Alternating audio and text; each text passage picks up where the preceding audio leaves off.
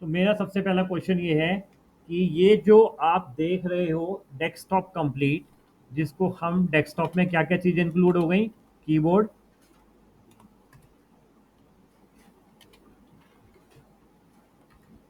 Mouse,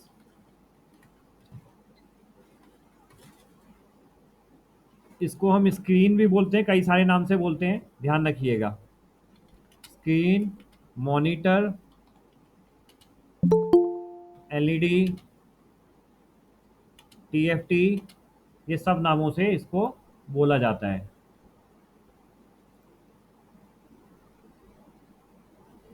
आलोक, hello. आलोक आपको बोला था नोएडा ऑफिस ज्वाइन करने के लिए रेगुलर। जी सर, वो सर कल मेरा परसों एग्ज़ाम था सर। तो अब कब आ जाएंगे आप नोएडा? सर अभी एक वो क्या था ना, वो एक ऑपरेशन था छोटा सा, एक आध हफ्ते में। हेलो। तो ऐसे कैसे करेंगे? अब तो आपके बैच की इंटरव्यू की तैयारी शुरू हो गई है। जी सर, फिर वो सारी मिस हो जाएगी तो दोबारा कौन कराएगा, कौन प्लेसमेंट देगा, ये कैसे करोगे? कौशल सर से बात किए थे तो बोल रहे सर से बात कर लेना, परसों एग्ज़ाम था, फिर वही एक तो हफ्ते अब में तो सर एग्जाम वो। खत्म हो गया ना, अब तो आ जाना चाहिए था आपको फिर।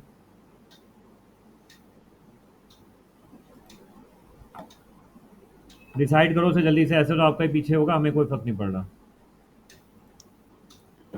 ठीक है, तो ये चार चीजें होती है हमारी: स्क्रीन, मॉनिटर, एलईडी, टीएफटी। ये एक डेस्कटॉप के अंदर कवर करते हैं, इसको हम पूरा बोलेंगे कंप्लीट डेस्कटॉप। अगर हम लैपटॉप की बात करते हैं तो लैपटॉप के अंदर भी कीबोर्ड होता है, माउस होता है आपके पास, स्क्रीन होती है, राइट, और उसके अंदर सारे पार्ट्स होते हैं। नाउ मेरा अब आपसे क्वेश्चन ये है, ये जो इसको हम बोलते हैं कैबिनेट, क्या बोलते हैं? कैबिनेट। तो मैंने इसको नाम दे दिया कैबिनेट का। इस कैबिनेट के अंदर कौन कौन से कंपोनेंट्स होते हैं, वो नाम बताइए जो आपने सुने हैं।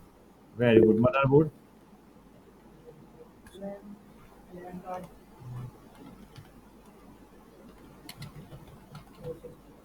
मदरबोर्ड के बाद RAM, CPU, SMPS, CPU, CPU को हम लोग प्रोसेसर भी बोलते हैं, SMPS, switch mode power supply, SMPS, ठीक है, और फैन लिख लिया मैंने, चलो और बायोस। जो आपने सुनी हो, हार्ड डिस्क, हार्ड डिस्क या solid state drive, SSD। SSD.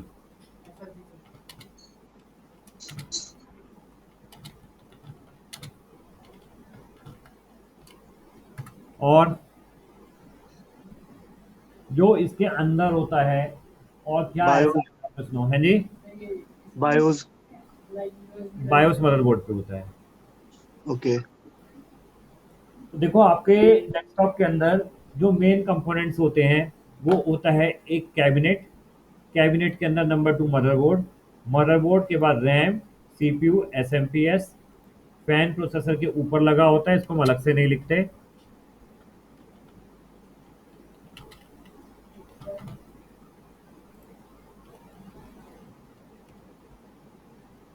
तो ये आपके डिवाइस होते हैं मेजरली, जो कि आपके एक कैबिनेट के अंदर होते हैं। क्लियर हो गया? कितने component? Motherboard, RAM, CPU, SMPS का मतलब होता है switch mode power supply, full form लिख लेना। सर जो रैम होती है इसको ई प्रोम भी बोलते हैं क्या? वो बहुत सारी बोलते हैं, हमें उससे उतनी डिटेल में नहीं जाना, हमें रैम में प्रोग्रामिंग नहीं करनी। ओह, तो अब मैं आपको सबसे पहले इन पांचों चीज़ों का रोल बता देता हूँ कि इनका रोल क्या होता है, और आपको ये चीज़ें पहचाननी आनी चाहिए। अगर आपके सामने कोई रख दे तो आप उसको पहचान सकोगे ये हम कौन से डिवाइस है, किस डिवाइस का क्या रोल है, हमको इतना पता होना चाहिए। सबसे पहले मैं इसमें लूंगा power supply. Power supply, power supply जो होती है, S M T S, switch mode power supply. ये पावर सप्लाई हमारे डेस्कटॉप के अंदर होती है। इसका काम होता है, दो तरीके का काम होता है। एक काम होता है एसी को डीसी में कन्वर्ट करना, और दूसरा होता है हमारे कंपोनेंट्स जो कि हमारे मदरबोर्ड हैं, सीपीयू है, रैम है, उनको उनकी पावर की रिक्वायरमेंट के अकॉर्डिंग पावर प्रोवाइड करना। एसएमपीएस का दो काम होता है।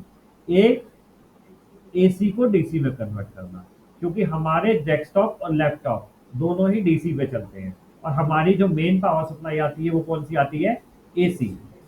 सेकंड वो आती है 220 वोल्ट, 230 वोल्ट, 240 वोल्ट। हमारे कंप्यूटर को चाहिए होती है सिर्फ +5 वोल्ट, -5 वोल्ट, +12 वोल्ट, -12 वोल्ट। सिर्फ ये 4 वोल्टेज चाहिए होती है, बट हमारी जो मेन में आ रही होती है वो आती है 240 वोल्ट, बहुत ज़्यादा हाई, राइट। तो उसको कम करती है। तो एसएमपीएस का दो काम, क्या क्या, एसी को डीसी में कन्वर्ट करना और जितनी पावर हमारे कंप्यूटर के कंपोनेंट्स को रिक्वायर्ड है उतनी प्रोवाइड करना। एसएमपीएस का यही काम है। होती कैसी एसएमपीएस, अब आप ये देख लीजिए।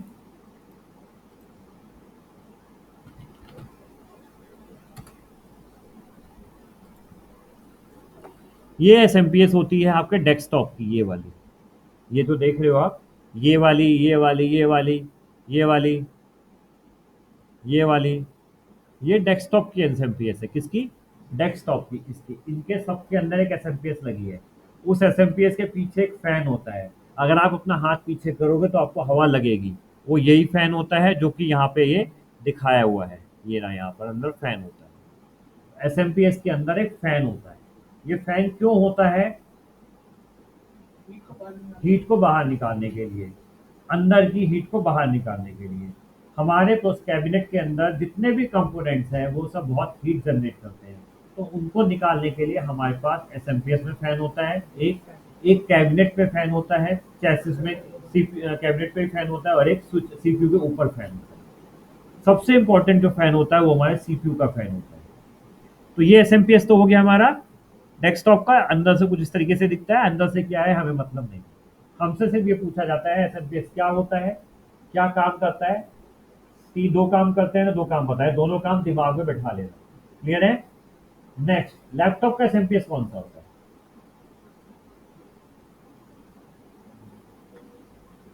एडेप्टर होता है लैपटॉप में, वो लैपटॉप का एसएमपीएस होता है। वो जो ब्लैक कलर का इतना मोटा सा होता है वो लैपटॉप का एसएमपीएस होता है।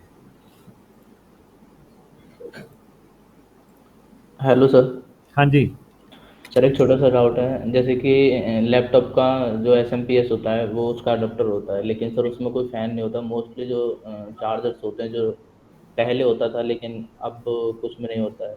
लैपटॉप में फैन मिलेगा आपको नीचे की तरफ, 100% मिलेगा। बिना फैन के कोई लैपटॉप नहीं है। नहीं सीपीयू के सर, ऊपर फैन होता है। लैपटॉप में होता है सर, लेकिन जैसे वो एसएमपीएस जो होता है वो अडेप्टर में होता है ना, हाँ, तो फिर आप एक चीज मान के चलो, लैपटॉप के कंपोनेंट्स और डेस्कटॉप के कंपोनेंट्स में क्या डिफरेंस होता है, डिफरेंस बताओ मेरे को।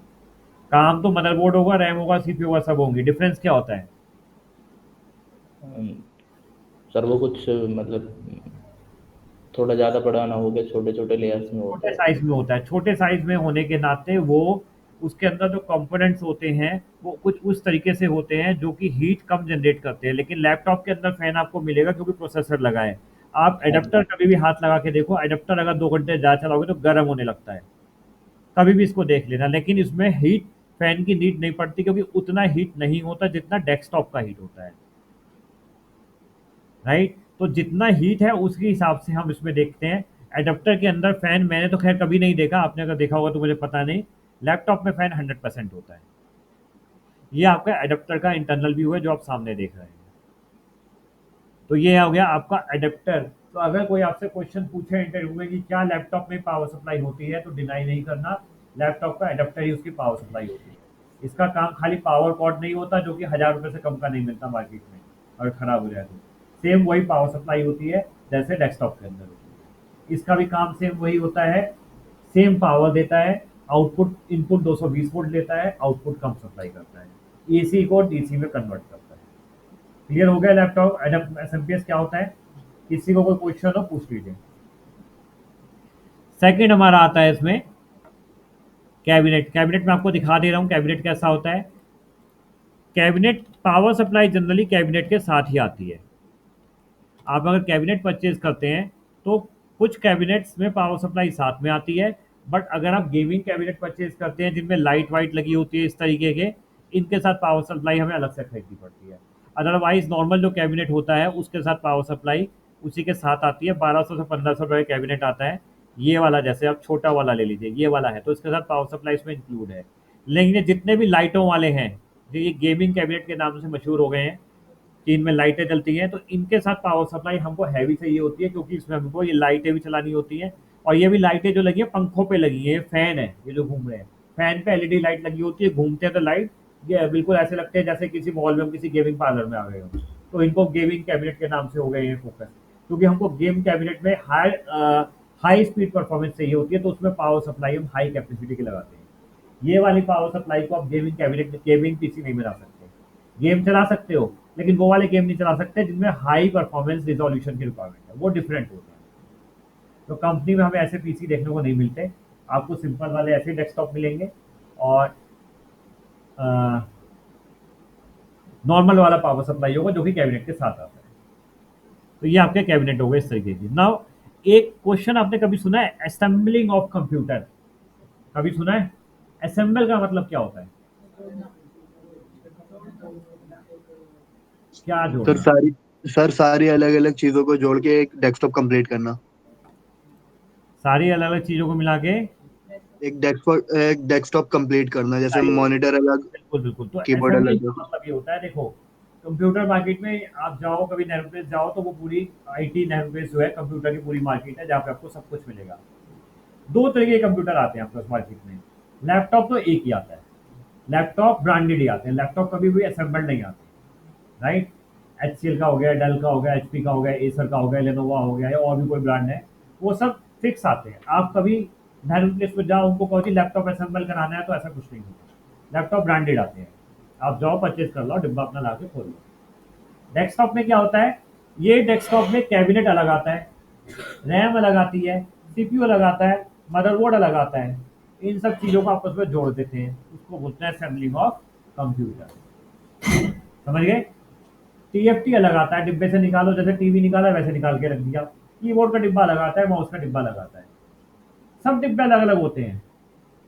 बट कैबिनेट के अंदर हम 5 चीजों को आपस में जोड़ देते हैं। कौन कौन सी 5 चीजें? मदरबोर्ड, मदरबोर्ड के ऊपर CPU लगा देते हैं, रैम लगा देते हैं और पावर सप्लाई से जोड़ देते हैं। 4 5वां कैबिनेट के अंदर फिक्स कर देते हैं। ये हो गई क्या? Assembling of computer.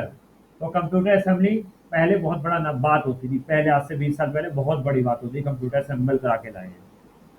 हमारे टाइम बहुत बड़ी बात होती थी। आज से असेंबल बच्चों का खेल है, सामान लो, जोड़ो, आधे घंटे में अंदर जोड़ के दे देगा, ले लो। तो सबसे पहले हम हार्डवेयर जोड़ते हैं, उसके बाद हम उसमें ऑपरेटिंग सिस्टम डालते हैं, मतलब विंडोज डालते हैं, देन हम उसमें अपनी रिक्वायरमेंट के हिसाब से सॉफ्टवेयर डालते हैं जो हमको चाहिए हो। तो लैपटॉप कभी भी असेंबल नहीं होता, डेस्कटॉप असेंबल होता है। क्लियर हो गया? अब डेस्कटॉप में क्या है, आप इट इज नॉट मैंडेटरी कि आपके पास सारे कंपोनेंट्स एक ही कंपनी के होंगे, सब कंपोनेंट्स अलग अलग कंपनी के आते हैं। मदरबोर्ड गीगाबाइट का आता है, टेराबाइट का आता है, पता नहीं कौन कौन सी कंपनी का आता है। प्रोसेसर सबसे बढ़िया आता है इंटेल कंपनी का, लीडिंग कंपनी है। इंटेल के बाद AMD, 2 ही कंपनी है मार्केट में, ठीक है, 2 ही कंपनी है। तीसरी चीज आ गई आपने कैबिनेट, जो पसंद हो अपनी पसंद का खरीद लो। चौथी चीज आ गई रैम, और 5वीं आ गई हार्ड डिस्क, एक हार्ड डिस्क आ जाती है। इन सबको आपस में जोड़ना होता है, तो सब अलग अलग कंपनी की होती है। अब अगर मैं ये कंप्यूटर खोलूँ, ये बाहर एक ठप्पा लगा है डेल का, डेल ने क्या किया है, सिर्फ कैबिनेट अपना बनवाया मार्केट से, अपना स्टिकर लगवाया, और वही सेम चीजें अलग अलग कंपनी की खरीद के अंदर जोड़ दी और डेल की पैकिंग में बेच दिया, और सिस्टम ऑन करते ही नजर आता है डेल का लोगो। ये भी असेंबल है। डिफरेंस क्या है, ये डेल के एम्प्लॉय ने असेंबल किया है, और वो वाले हम खुद कर लें, नेहरू प्लेस से जाके करा लें। पहले असेंबलिंग के 1000 रुपये चार्ज करते थे, आज असेंबलिंग फ्री है। असेंबलिंग और विंडोज और एक दो सॉफ्टवेयर डालकर कुछ चार्ज नहीं करते, सिर्फ कंपोनेंट्स के पैसे लेते हैं।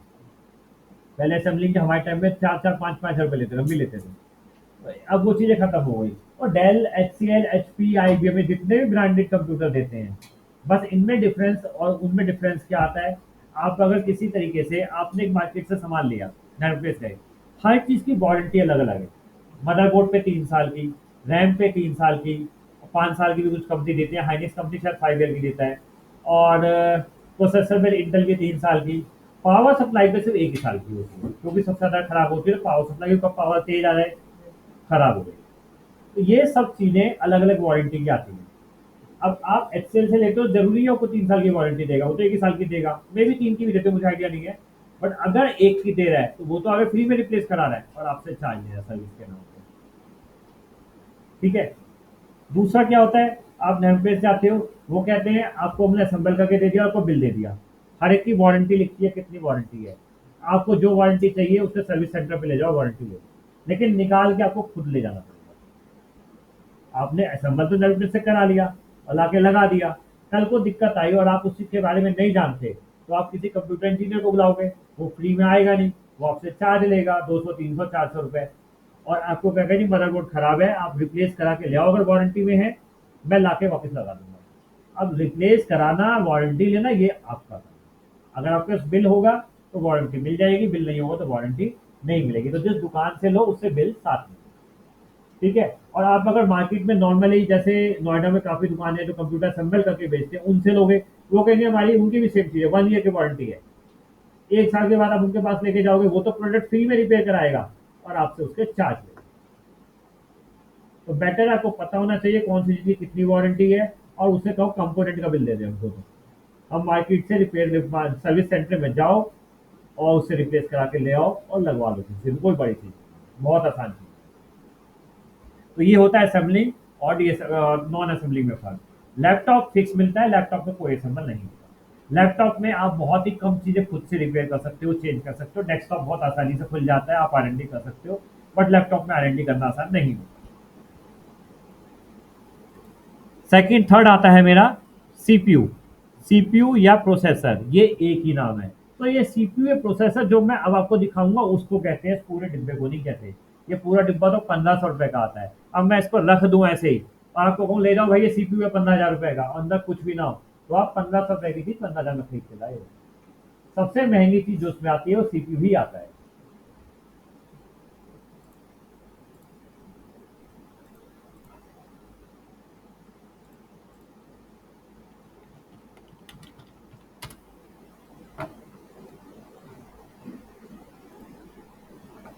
ये होता है आपका सीपीयू, जिसको आप इतना बड़ा समझते हो। हमें शुरू से बचपन में सिखाया जाता है ये सीपीयू है, ये सीपीयू है, बट सीपीयू ये नहीं होता, ना ये ब्रेन ऑफ द कंप्यूटर होता है, तो खाली डिब्बा होता है।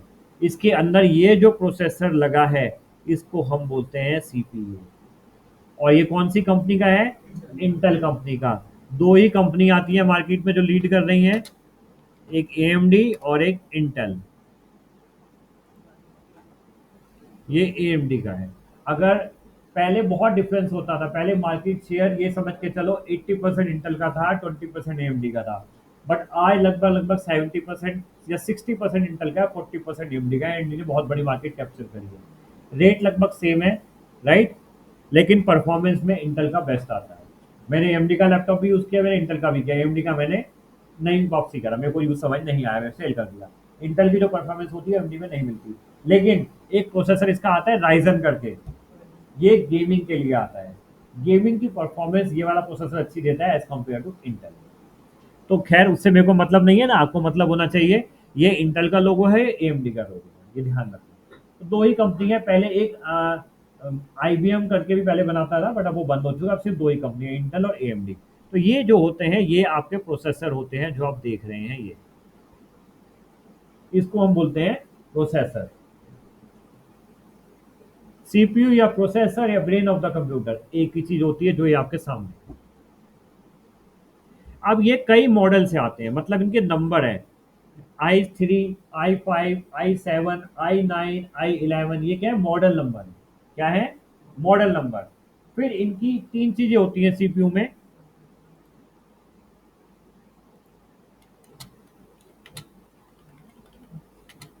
Model number, version, speed.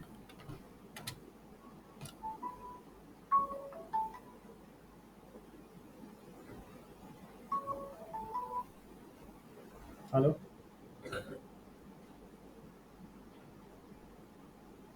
मैं करता हूँ आपसे फ्री होकर बात करूँगा। ये AWS कहाँ से किया आपने सारा? ये किसी जगह से सिखाया है? कहाँ से सीखा है?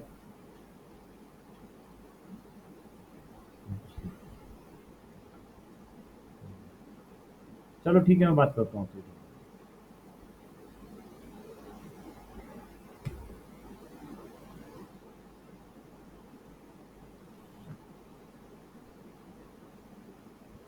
तो हर प्रोसेसर में 3 चीज़ें मिलेंगी। अब अगर मैं इंटेल की फैमिली पे जाऊँ तो बहुत बड़ी हिस्ट्री है।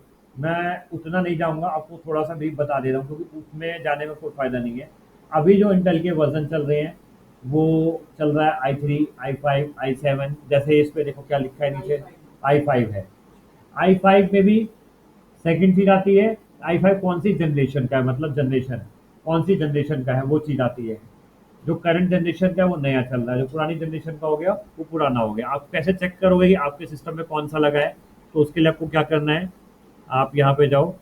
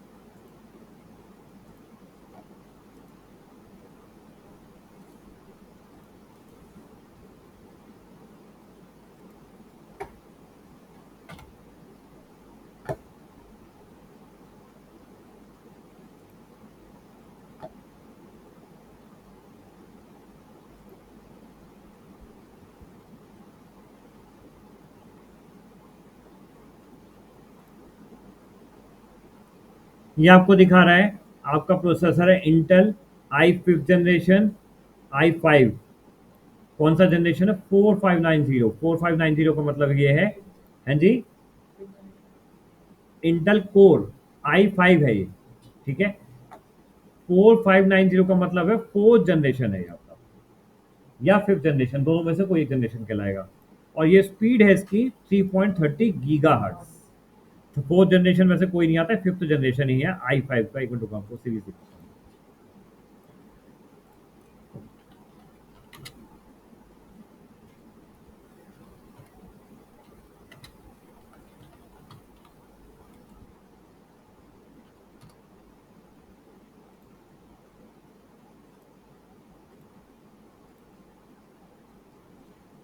ये पूरी i5 की सीरीज है, ये i5 की है। ऐसे i3 भी है, i7 भी है, i9 भी है, i11 भी है।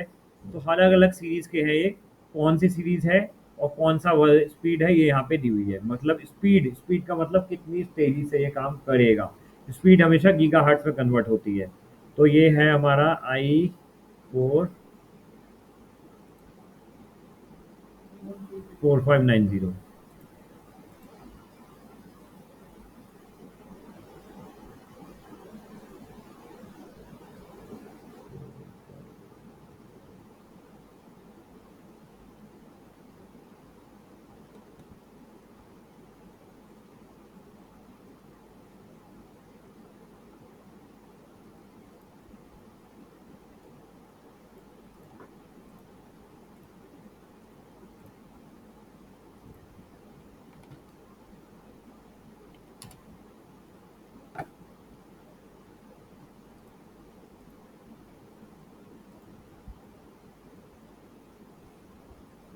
फोर्थ जनरेशन है, ठीक है।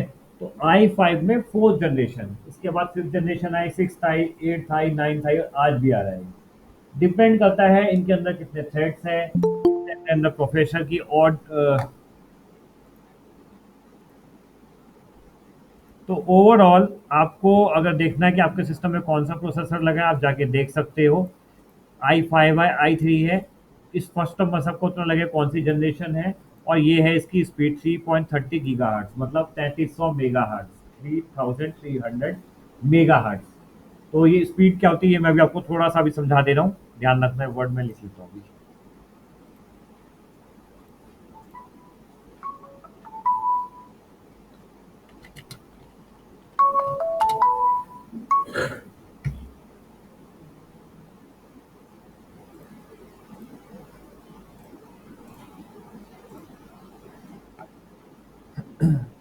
क्लियर है? प्रोसेसर क्या होता है, आपसे पूछा जाएगा प्रोसेसर i3, आपसे जो पूछा जाएगा प्रोसेसर वो पूछा जाएगा कि अगर आपने किसी डेस्कटॉप पे काम किया है या लैपटॉप पे काम किया तो उसकी कॉन्फ़िगरेशन बताइए। तो कॉन्फ़िगरेशन में आपको सेम ये चीज़ें बतानी है कि आपके सिस्टम की क्या कॉन्फ़िगरेशन थी, जैसे आपका लैपटॉप है उसकी क्या कॉन्फ़िगरेशन है, प्रोसेसर कौन सा है, i3 है, i5 है, i7 है, i9 है, i11 है, कौन सी जनरेशन का है, क्या स्पीड है, ये 3 चीज़ें तो प्रोसेसर की हो गई। रैम कितनी है, जैसे इसमें रैम बता रहा है 16 GB, हार्ड डिस्क या SSD कितनी है, That's it। ये हमारी कॉन्फ़िगरेशन होती है किसी भी डेस्कटॉप या लैपटॉप की। जितनी ज़्यादा कॉन्फ़िगरेशन होगी अच्छी, उतना ज़्यादा परफॉर्मेंस हमको मिलेगी, उतनी ज़्यादा स्पीड हमको अच्छी मिलेगी। इनको मैं भी डिटेल में आपको आगे समझाता हूँ, पहले आप चीज़ों को समझ लो। तो अब आप समझ गए प्रोसेसर हमारा ये होता है, इसके ऊपर एक फैन लगा होता है जिसको हम बोलते हैं CPU फैन, वो इस तरीके का होता है। ये फैन होता है जो कि प्रोसेसर के ऊपर लगा होता है, ये वाला।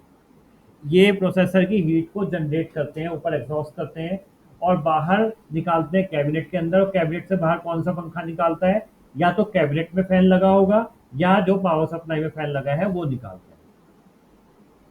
तो ये CPU के ऊपर फैन होता है। अच्छा, इसमें एक और चीज भी आएगी फैन के साथ, जिसको हम बोलते हैं हीट सिंक। ये होता है हमारा हीट सिंक, जो इसके अंदर नीचे आप देख रहे हो व्हाइट कलर का हिस्सा विजिबल है, ये व्हाइट कलर का, ये हीट सिंक होता है। इसका काम होता है हीट को खींचना, ये गर्म हो जाता है और पंखा इसकी हीट को बाहर निकाल के फेंकता है। तो ये आपके CPU के ऊपर लगा होता है। अगर बाई चांस ये पंखा चलना बंद हो गया तो आपका प्रोसेसर जल जाएगा और जो भी कीमत का है वो उसकी वारंटी नहीं मिलेगी। जले हुए पार्ट्स की वारंटी कोई भी कंपनी नहीं देती। तो ये आपका हीट सिंक है, सब में लगा हुआ है, देखिए। और ये पंखा प्रोसेसर के साथ आता है। आप अगर प्रोसेसर को बॉक्स पैक लेते हैं, इंटेल के दो तरीके से CPU आते हैं, एक बॉक्स पैक और एक अनबॉक्स। अनबॉक्स मार्केट वाले बोलते हैं कि ये चोरी छुपे आते हैं किसी तरीके से, ठीक है, वो डिब्बे में नहीं लाते, वो उनका रेट थोड़ा कम होता है, उसका बिल भी नहीं देते। डब्बे वाला बिल पे मिलता है, वारंटी के साथ मिलता है।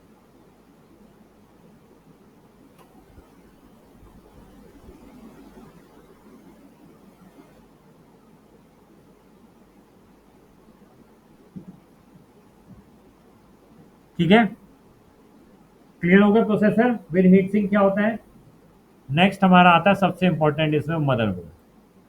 Now what is motherboard, motherboard होता क्या है। मदरबोर्ड को हम मेन बोर्ड भी बोलते हैं। ये होता है आपका मदरबोर्ड।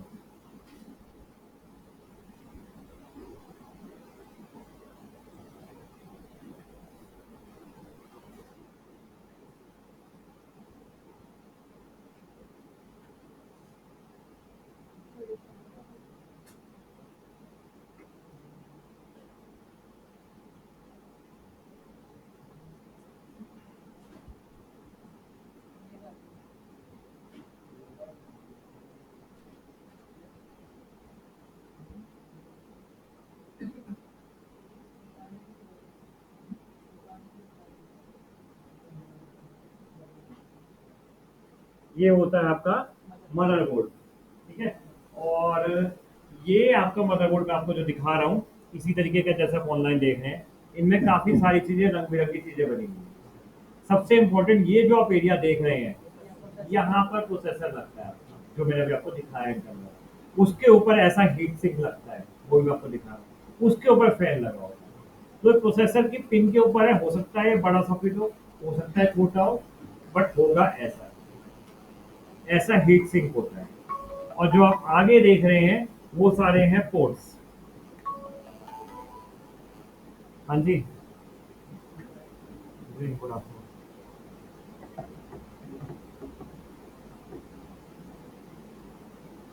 क्या करना पड़ेगा?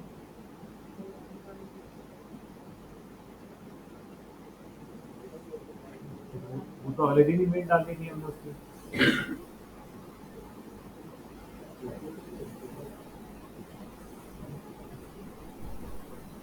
चलो ठीक है, आप डाल दो, आप ग्रुप में डाल दो, आप ग्रुप में डाल दो। ठीक है।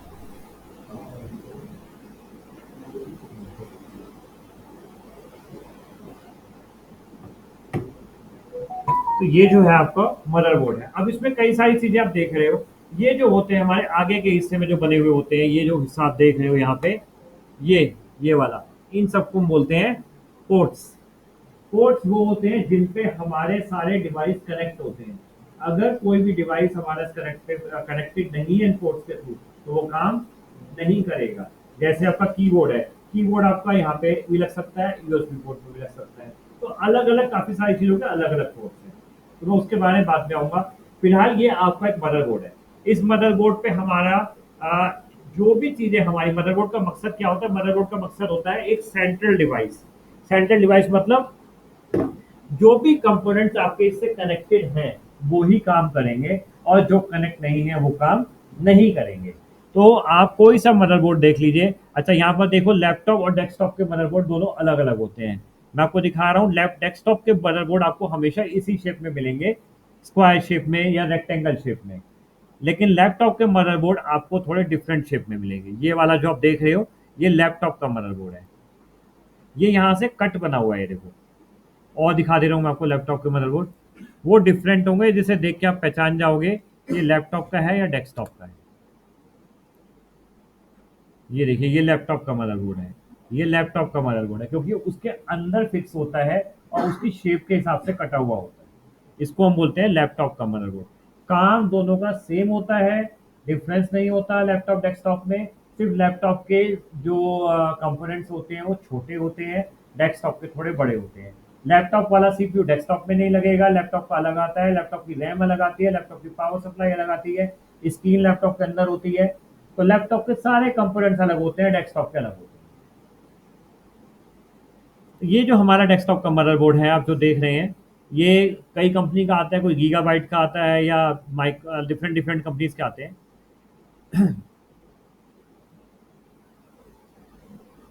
मेजरली लैपटॉप मदरबोर्ड का एक ही फंक्शन होता है, it works like a central device. अगर कोई कंपोनेंट इससे कनेक्ट है तो वो काम करेगा, अगर कोई कंपोनेंट कनेक्ट नहीं है तो वो काम नहीं करेगा। सीपीयू आपका मदरबोर्ड के ऊपर लगता है, रैम आपकी मदरबोर्ड के ऊपर लगती है, हम इसको पावर सप्लाई से पावर देते हैं। कीबोर्ड आपको इसी से कनेक्ट करना है, माउस आपको इसी से कनेक्ट करना है, हार्ड डिस्क आपको इसी से कनेक्ट करनी है। आपको यूएसबी पेन ड्राइव भी आप लगाते हो, जो अगर आप यहाँ लगा रहे हो पेन ड्राइव को, तो ये अल्टीमेटली जो पोर्ट है ये अंदर मदरबोर्ड से कनेक्ट है। क्लियर? ऐसा नहीं कि ये खाली पोर्ट ही लगा है, दैट मीन्स वही कहानी हो जाएगी। यहाँ पे स्विच तो लगा है, आपने प्लग लगा दिया, प्लस उसमें करंट आई नहीं रहा, तो अंदर से सारा करंट जो है मदरबोर्ड से मिलेगा, सिग्नल जो है मदरबोर्ड से मिलेंगे। तो motherboard works like a central device. जितने भी जो भी डिवाइस अगर हमने कंप्यूटर में जिनसे काम कराना है, अगर वो इससे कनेक्टेड है वही काम करेंगे, नहीं तो नहीं करेंगे। क्लियर? अब मैं मदरबोर्ड पर थोड़ा आपको बता देता हूँ इनके पोर्ट्स के बारे में।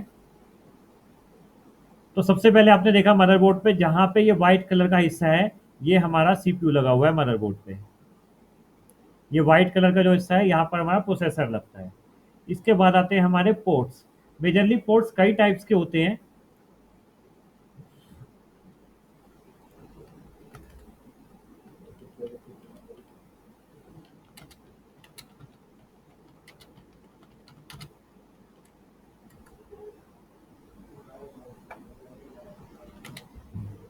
सबसे पहला पोर्ट जो आपने सुना होगा यूएसबी पोर्ट।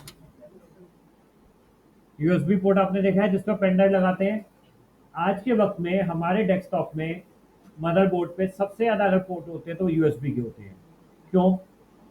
4 भी हो सकते हैं, 6 भी हो सकते हैं, 8 भी हो सकते हैं। यूएसबी पोर्ट अगर आपने सबने नहीं देखा तो दोबारा से देख लो, मैं थोड़ा स्क्रीन को बड़ा करके दिखा दे रहा हूँ।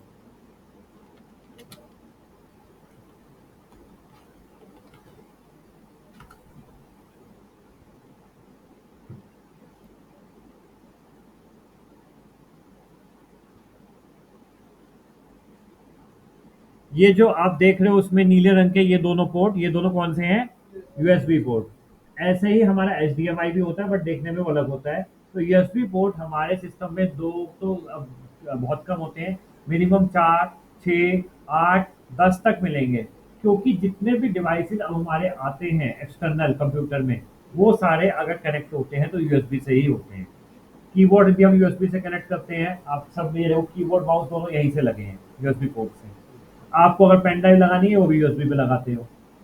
तो यूएसबी पोर्ट की डिमांड सबसे ज़्यादा होती है और यूएसबी पोर्ट बाकी सभी पोर्ट से डेटा ट्रांसफर रेट ज़्यादा देता है, राइट। तो पुराने जो पोर्ट्स आते थे हमारे, उसमें सबसे ज़्यादा डेटा ट्रांसफर रेट होता है तो यूएसबी का होता है। आपको प्रिंटर लगाना है तो यूएसबी पे लगाते हैं, स्कैनर लगाना है तो यूएसबी पे लगाते हैं, आप अपने मोबाइल का डेटा कार्ड लगाते हो तो यूएसबी पे लगाते हो, मोबाइल सिस्टम पे लगाते हो वो यूएसबी पे लगाते हो। मैक्सिमम डिवाइस हमारे यूएसबी पे लिखते हैं। इसके अलावा यहाँ पर जो आप ये देख रहे हो रंग बिरंगे 3 पोर्ट, ये वाले होते हैं हमारे स्पीकर कनेक्ट करने के लिए, जो कि मैंने ये लगा रखे हैं, और माइक को कनेक्ट करने के लिए, ठीक है। एक होता है साउंड इनपुट करने के लिए, एक होता है साउंड आउटपुट करने के लिए। तो माइक से साउंड अंदर जाती है बाहर आती है? अंदर जाती है। और स्पीकर से साउंड बाहर आती है। तो हमारे कंप्यूटर में 2 तरीके के डिवाइस होते हैं, आपने सुना होगा, एक इनपुट डिवाइस, एक आउटपुट डिवाइस। इनपुट डिवाइस वो होते हैं जिनसे हम अपनी आवाज या कुछ भी अंदर डाल रहे हैं, जैसे कीबोर्ड, माउस, ये स्कैनर। आउटपुट डिवाइस कौन से होते हैं? स्पीकर, प्रिंटर, स्क्रीन, ये सब हमारे आउटपुट डिवाइस होते हैं। तो ये सब जो लगते हैं ना हमारे पोर्ट्स पे ही लगते हैं।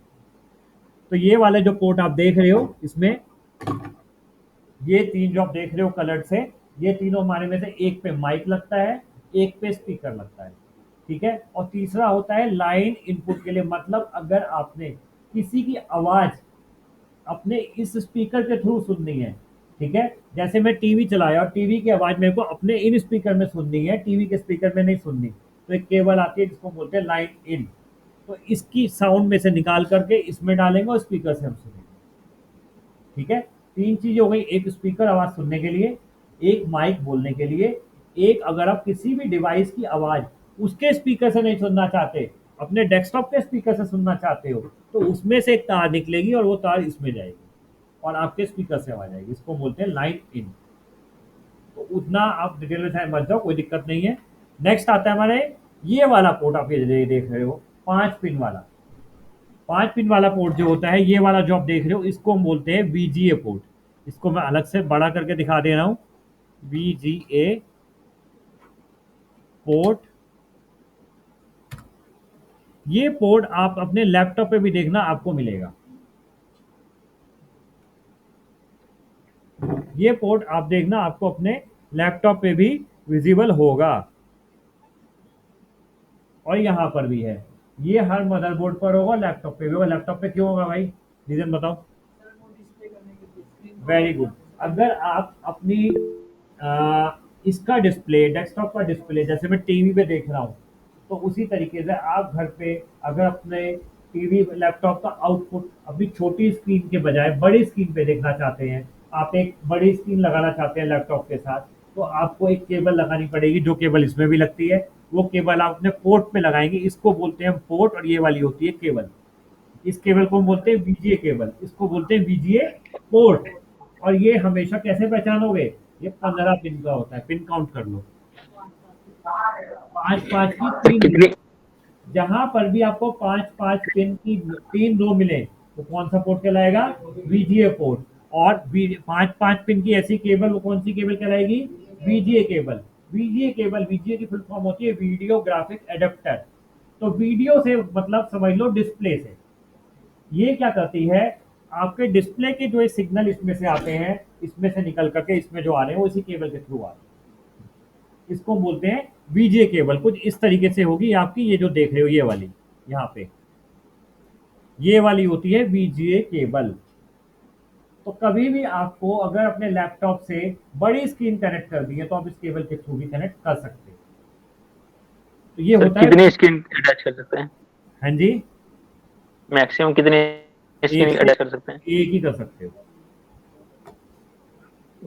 Okay sir. इसके अलावा इसी तरीके से एक पोर्ट आता है HDMI पोर्ट। वो कैसा होता है, आप ये देखिए इसमें दिया हुआ है, ये वाला नीचे जो विजिबल है आपको, HDMI पोर्ट। इसमें देखिए ये वाले जो हैं ये USB है और ये HDMI है। ये वाले देखने में सेम है, लेकिन आप अगर इसमें पेन ड्राइव लगाने की कोशिश करोगे तो नहीं लगेंगे। ये है HDMI, इसको बोलते हैं high definition media. High definition, इसका काम क्या है, हाई रिजोल्यूशन वाली चीजें कनेक्ट करना। जैसे मैंने टीवी कनेक्ट किया हुआ है तो ये HDMI से कनेक्ट किया हुआ है, VGA से नहीं कनेक्ट किया हुआ। आप लैपटॉप, अब मॉनिटर भी HDMI मॉनिटर आ गए हैं। अब VGA का जमाना पुराना हो गया, अब नया जमाना जो है VGA केबल की जगह HDMI का है। ये आपके घर पे जितने भी स्मार्ट टीवी हैं, अगर घर पे लगे हैं स्मार्ट टीवी हैं, तो वो HDMI पोर्ट से ही कनेक्ट होते हैं। और वो आपका जो होता है टाटा स्काई का बॉक्स, उसमें HDMI पोर्ट से ही कनेक्ट होता है टीवी आपका। तो HDMI पोर्ट अब हर डेस्कटॉप में मदरबोर्ड पर होता है। और ये जो कनेक्शन के लिए होता है, ये टीवी, प्रोजेक्टर चीज़ों, ये ऐसी चीज़ों को कनेक्ट करने के लिए होता है जो कि डिस्प्ले से रिलेट होती है, क्योंकि इसमें हाई रिजोल्यूशन चाहिए होता है। तो ये टीवी मैंने VGA पोर्ट से नहीं कनेक्ट कर रखा, ये टीवी मैंने HDMI केबल से कनेक्ट कर रखा है। जो केबल आपकी ये जा रही है घूम के, ये वाली, ये यहाँ से निकल के जा इसमें रही है, सॉरी यहाँ से निकल के जा टीवी में रही है, जा रही है, लंबी केबल है इसलिए घूम के जा रही है। तो ये है मेरी HDMI केबल। HDMI केबल कैसी होती है वो भी आप देख लीजिए।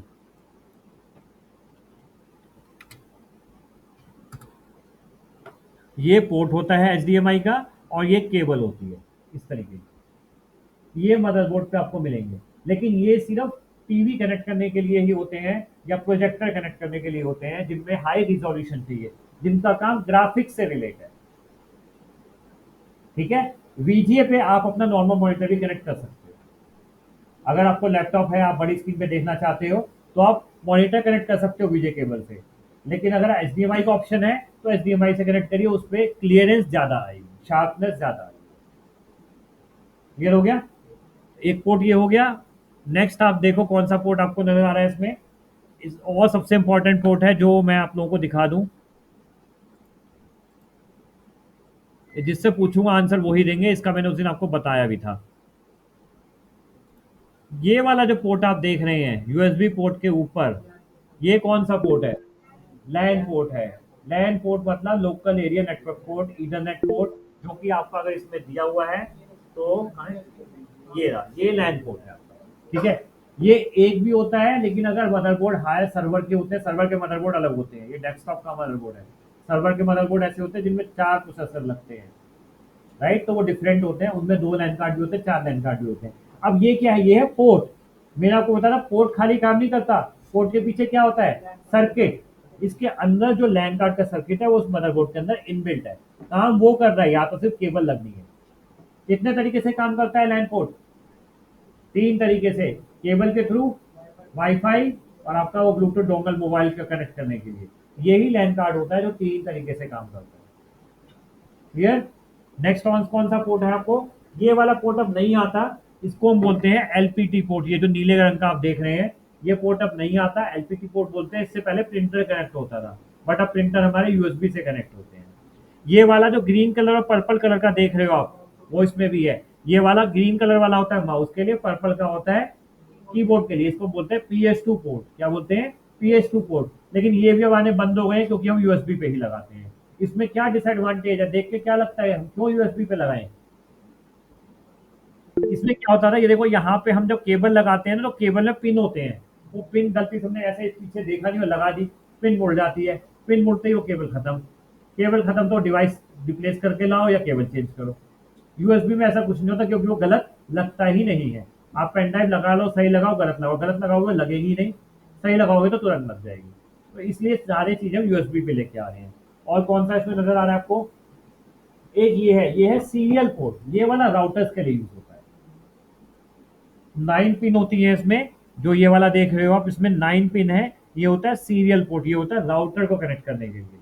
राउटर हमारा सीरियल डिवाइस होता है, तो उसको अगर हमको अपने डेस्कटॉप से कनेक्ट करना होता है तो हमको क्या चाहिए होता है, सीरियल पोर्ट चाहिए होता है।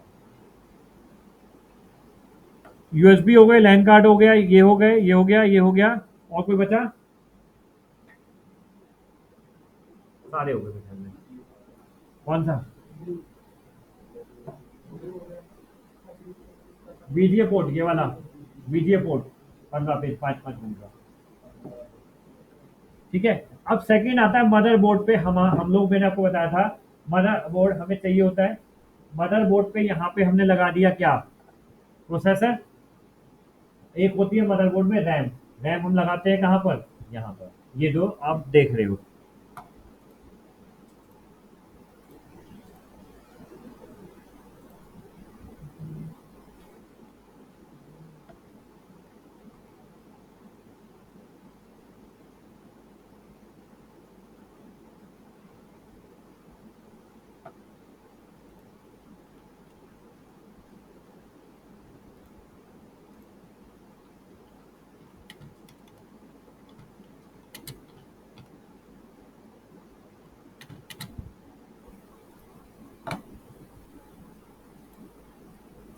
तो ये तो आ गया आपका सीपीयू सॉकेट जहाँ पे आपका प्रोसेसर लगता है। ऐसे ही आपकी आती है रैम स्लॉट, जहाँ पे रैम लगाते हैं मदरबोर्ड पे, रैम स्लॉट इन मदरबोर्ड। तो ये देखो, ये इस तरीके की स्लॉट्स होती हैं। ये जो आपको यहाँ पे येलो वाली नज़र आ रही हैं, या यहाँ पे ब्लू वाली हैं, या ये रैम लगी हुई है। यहाँ पर ये वाली जो है, उसी तरीके से ये वाली, ये रैम, यहाँ पर हम क्या लगाते हैं, रैम। तो ये रैम आप आराम से खुद भी चेंज कर सकते हो, कुछ नहीं करना, एक लॉक ये खोलना, एक लॉक ये खोलना, रैम अपना बाहर आ जाएगी।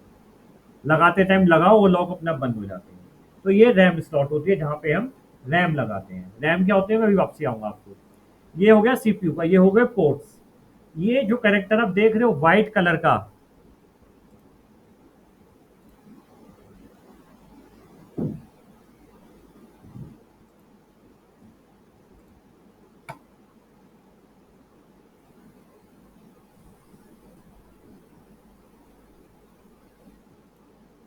ये जो कनेक्टर आप देख रहे हो उसमें आप व्हाइट कलर का है, ये वाला जहाँ पे मेरा माउस है, ये वाला आप जो देख रहे हो, यहाँ पर क्या लगता है,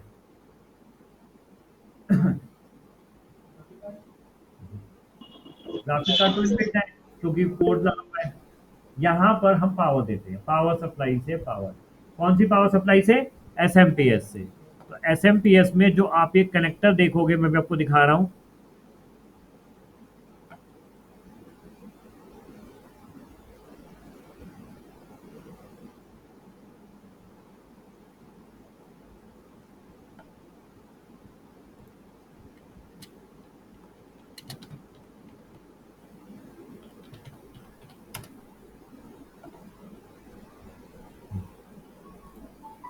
ये जो आप देख रहे हो, ये वाले कनेक्टर्स, ये हमारे मदरबोर्ड पे दिए जाते हैं पावर सप्लाई के लिए।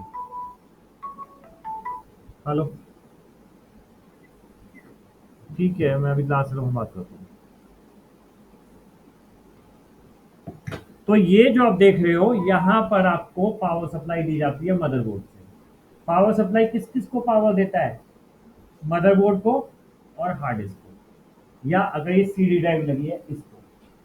बाकी सब पावर सप्लाई जो लेते हैं वो मदरबोर्ड से लेते हैं। आप जब यूएसबी लगाते हो, अब ये कीबोर्ड देखो, माउस उठाओ, कोई सा उठाओ, पीछे लाइट जल रही है इसके, ये तो ऑफ है सिस्टम, जो चल रहा है वो उठाओ। लाइट जल रही है इसमें किसी में, माउस पे, ये देखो। तो ये लाइट पावर तो ले रहा है कहीं से, क्योंकि ये कहाँ से कनेक्टेड है, मदरबोर्ड से। तो मदरबोर्ड से पावर ले रहा है। तो जो भी डिवाइस हम मदरबोर्ड पे जोड़ते हैं वो सब मदरबोर्ड से पावर लेते हैं, एक्सेप्ट मॉनिटर, एक्सेप्ट प्रिंटर और स्कैनर जो बाहर लगे हुए होते हैं, बड़े डिवाइस। प्रिंटर आपका सीधा बाहर से नीचे से पावर लेता है, मॉनिटर सीधा नीचे से लेता है। लेकिन बाकी डिवाइस, पेन ड्राइव आप लगा रहे हो, आप कैमरा लगा रहे हो, या कोई और भी छोटा डिवाइस लगा रहे हो, कीबोर्ड है, ये सब जो डिवाइस पावर लेते हैं कहाँ से लेते हैं, मदरबोर्ड से। तो पावर सप्लाई से सबसे पहले पावर जाती है मदरबोर्ड पे, इस कनेक्टर के थ्रू। ये जो दो कनेक्टर दिए हुए हैं, ठीक है, इन दो कनेक्टर को हम बोलते हैं पावर सप्लाई कनेक्टर, जो कि मदरबोर्ड पर लगते हैं। इससे मदरबोर्ड पे पावर जाएगी और मदरबोर्ड से बाकी सारे डिवाइसेस। अब वही आप मदरबोर्ड के लिए इतनी चीज समझो क्या होता है हमारा मदरबोर्ड, बाकी डिटेल में और भी इसमें चीजें हैं। नेक्स्ट, ये अब मैं बात करता हूँ आगे। कैबिनेट क्लियर हो गया आपको, मदरबोर्ड क्लियर हो गया। रैम क्या होती है ये मैं आपको थोड़ा सा बता देता हूँ। रैम हमारी मेमोरी होती है, ठीक है, रैंडम एक्सेस मेमोरी। इसका काम क्या होता है, सिंपल सा मैं बता रहा हूँ। इसका काम होता है आपके डेटा को कुछ समय के लिए स्टोर करना। कुछ समय मतलब कितना समय, जब तक सिस्टम में पावर है। उस समय मतलब कितना, जब तक सिस्टम में पावर है। तो जब तक सिस्टम में पावर रहेगी आपकी रैम में जगह घिरती रहेगी, और जैसे ही सिस्टम में पावर गई या आपने सिस्टम को शट डाउन कर दिया, रैम खाली हो जाती है। ओवरऑल आप एक चीज मान के चलो, ये इस टाइम कितनी विंडो खुली हुई है, 1 2 3 4 5 6 7 8 9 10 11 विंडो खोल रखी है मैंने। ये कौन सी जगह ले रही है, रैम। रैम हमारी टेम्परेरी स्टोरेज डिवाइस होती है। टेम्परेरी का मतलब होता है जब तक तो पावर है उसमें तब तक डेटा रहेगा, पावर गई तो डेटा रिफ्रेश हो गया, खाली हो गई रैम। तो जितनी ज्यादा रैम होगी उतना ज्यादा सिस्टम हमारा फास्ट चलेगा। अब अगर मैंने यहाँ पर 10 की जगह 100 ऐसी गूगल पे विंडो खोल दी, वो सब मेरी रैम में खुल रही है। आप जो भी काम कर रहे हैं वो रैम में कर रहे हैं। आप सिस्टम ऑन करते हैं, ऑन होते के साथ ही हमारा रैम का काम शुरू हो जाता है। सबसे पहले उसमें विंडोज आती है, विंडोज के बाद हमने जो भी ऑफिस वर्ड एक्सेल जो भी काम किया वो शुरू हो जाता है। जो भी हम काम करते हैं एक्स वाई जेड कंप्यूटर के अंदर, चाहे लैपटॉप हो चाहे डेस्कटॉप हो, वो किसके अंदर करते हैं, रैम के अंदर। और रैम हमारी टेम्परेरी होती है, जब तक लाइट है डेटा रहेगा, लाइट गई पावर गई डेटा गया। मैं अभी इसको छोड़ दूं, लाइट चली जाए, बैकअप चला जाए मेरा, क्या होगा, ये सारी विंडो बंद हो जाएगी। इसीलिए हम बैकअप के तौर पे यूपीएस को लगाते हैं, ताकि सिस्टम जाए तो हम, अब लाइट जाए तो इतना टाइम हमको मिले कि हम अपने सिस्टम में डेटा जो हम काम कर रहे हैं उसको सेव कर दें और प्रॉपरली शट डाउन कर दें। इम्प्रॉपर शटडाउन होने से कंप्यूटर खराब होता है, विंडोज करप्ट होता है, हार्डवेयर खराब होते हैं। इसीलिए हम यूपीएस का बैकअप लेते हैं।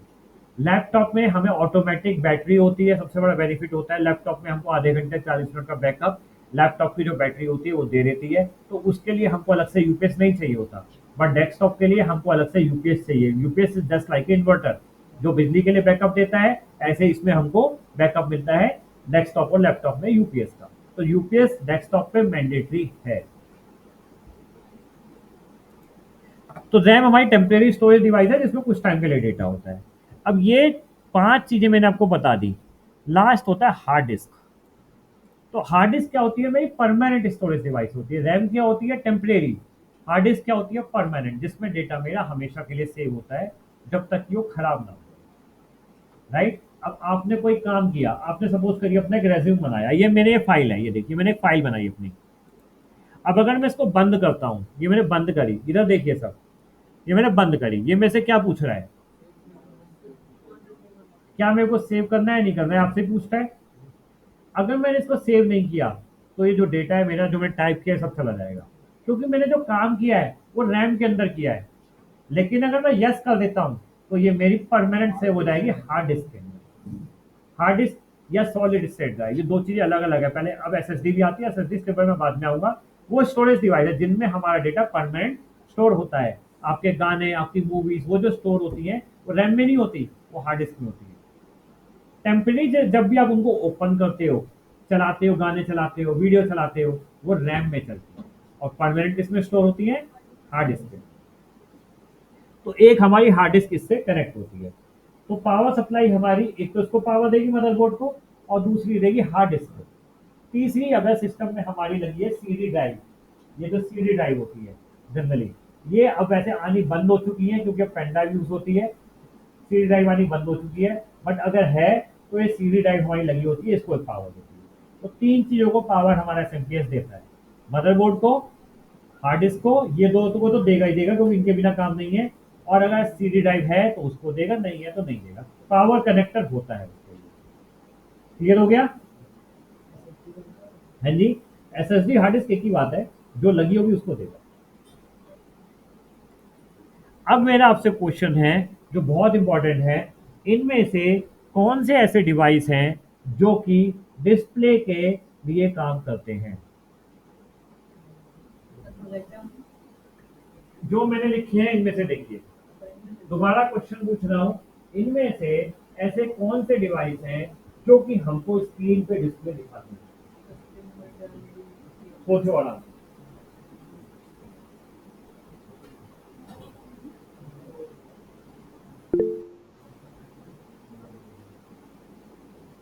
ये इंटरव्यू का क्वेश्चन है जो आप लोगों से पूछ रहा हूँ। हाँ भाई गौरव, उस दिन क्लास में बैठे रहे, बताओ।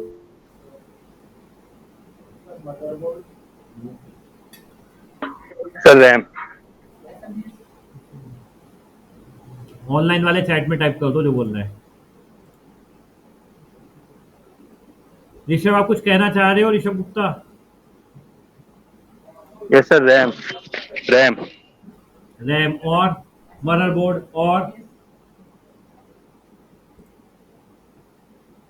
रैम, मदरबोर्ड, एसएमपीएस और सीपीयू और गौरव क्लास में थे उस दिन, प्रोसेसर पेंटिंग वाला बताया था, ये बताया था मैंने। और ये गेम खेलोगे तो मजा नहीं आएगा गेम खेलोगे। हाँ तो बताओ संजय, तुम तो अभी पुराने खिलाड़ी हो।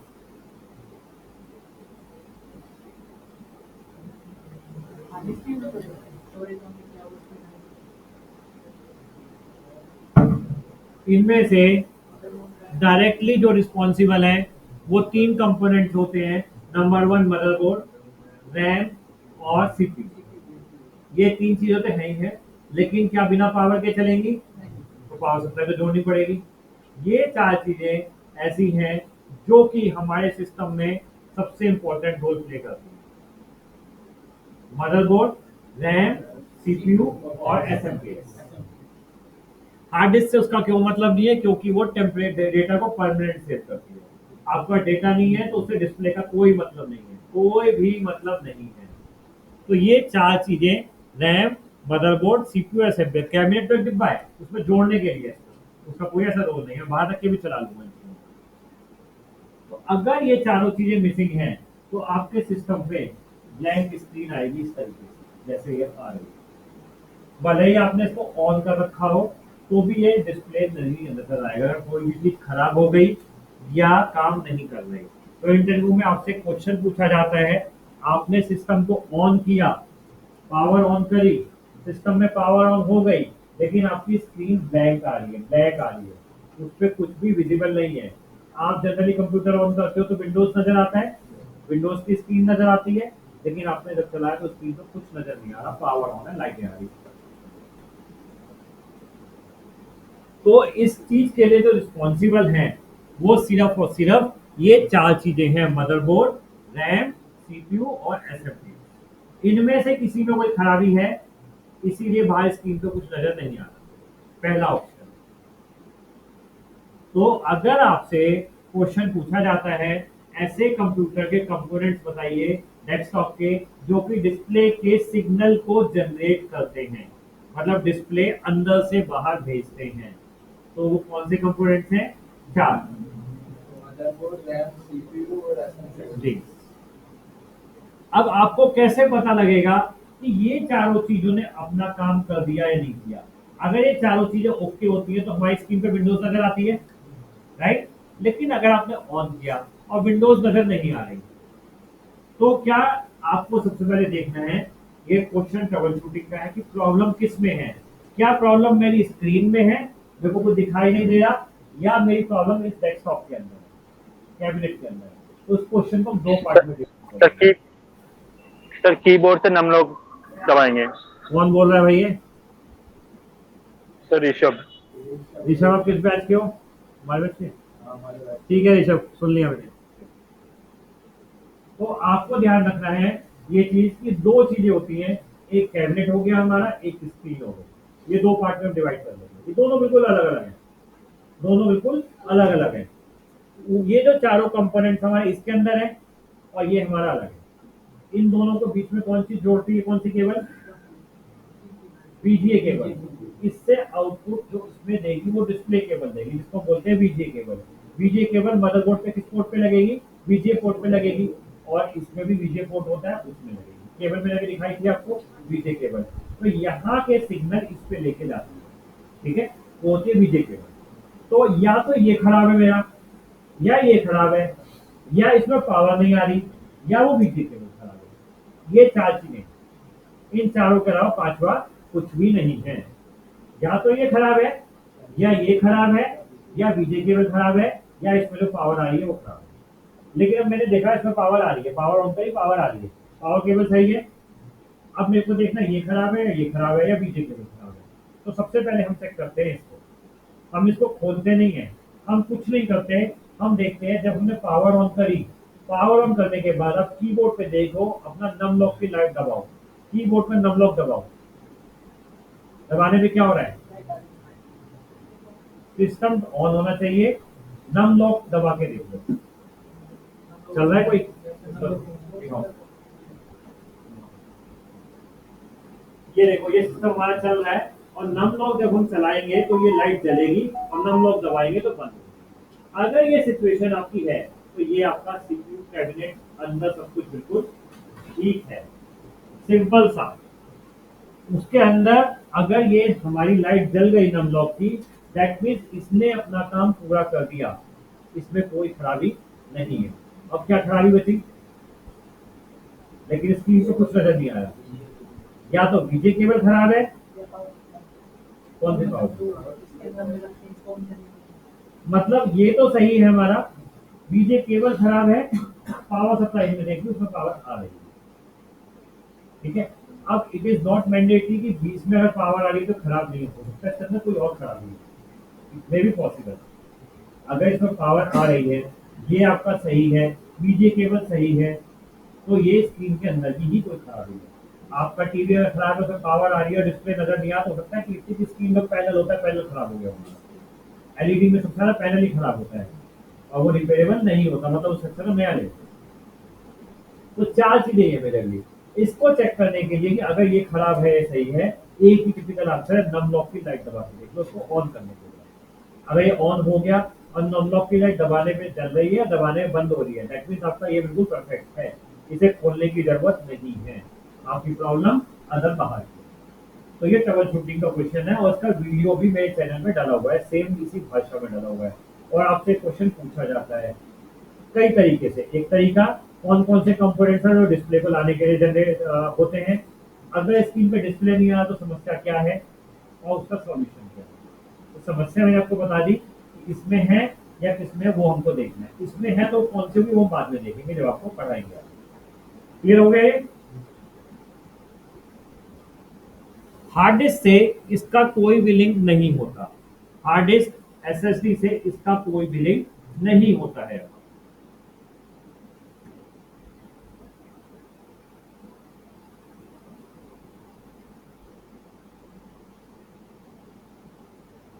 नाउ अब मेरा एक टॉपिक है, व्हाट इज स्पीड। स्पीड क्या होती है, हमारे प्रोसेसर की भी स्पीड होती है, हमारी रैम की भी स्पीड होती है, कैपेसिटी होती है। 2 चीजें यहाँ पे देखनी है आपको, पढ़नी है, स्पीड और कैपेसिटी। व्हाट इज कैपेसिटी, पहले कैपेसिटी पढ़ते हैं। कैपेसिटी का मतलब क्या होता है, क्षमता, किस चीज की, काम करने की। तो स्पीड आ जाएगी यहाँ पे, आपकी लैंग्वेज में ठीक है, बट यहाँ पर काम करने के लिए स्पीड आ जाएगी। Sir hello sir. हाँ जी बोलो। सर कैपेसिटी को हम ऐसे डिफाइन कर सकते हैं ना, जैसे किसी लैपटॉप का या उसका जो रैम है वो 4 GB है, तो हम कह सकते हैं उसकी जो कैपेसिटी है वो 4 GB के रैम तक एप्लीकेशन रन करने की है, उससे ऊपर वो थोड़ा डाउन हो जाएगा, मतलब कर देगा लेकिन बहुत स्लो हो जाएगा।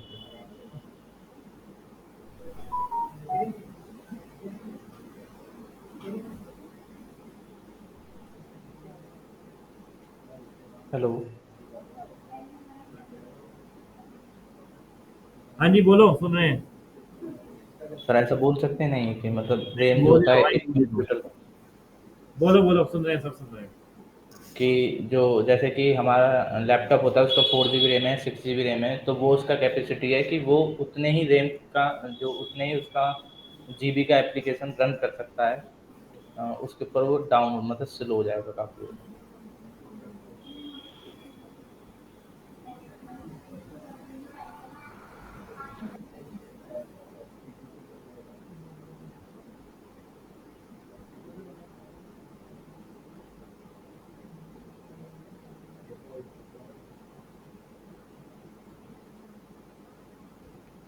क्या क्वेश्चन था मेरा? कैपेसिटी का मतलब होता है किसी भी चीज की स्टोरेज क्षमता। यहाँ पर हम बात करेंगे स्टोरेज से, ठीक है। यहाँ पर हम क्या स्टोर करते हैं? डेटा। पानी तो डालते नहीं कंप्यूटर में, तो हमारे कंप्यूटर में कितना डेटा आ सकता है, उसकी कितनी क्षमता है। अब डेटा किस चीज में होता है? या तो हार्ड डिस्क में होता है, सीडी में होता है, पेन ड्राइव में होता है, या टेम्परेरी होता है। कोई भी फाइल आपकी डेटा की होती है, हर फाइल की एक कैपेसिटी होती है। कैसे चेक करोगे? आपने अपनी फोटो खींची, आगे से फोटो डली उसमें, नहीं डली? अरे अमित, तुम्हारी फोटो डल गई उसमें? नहीं।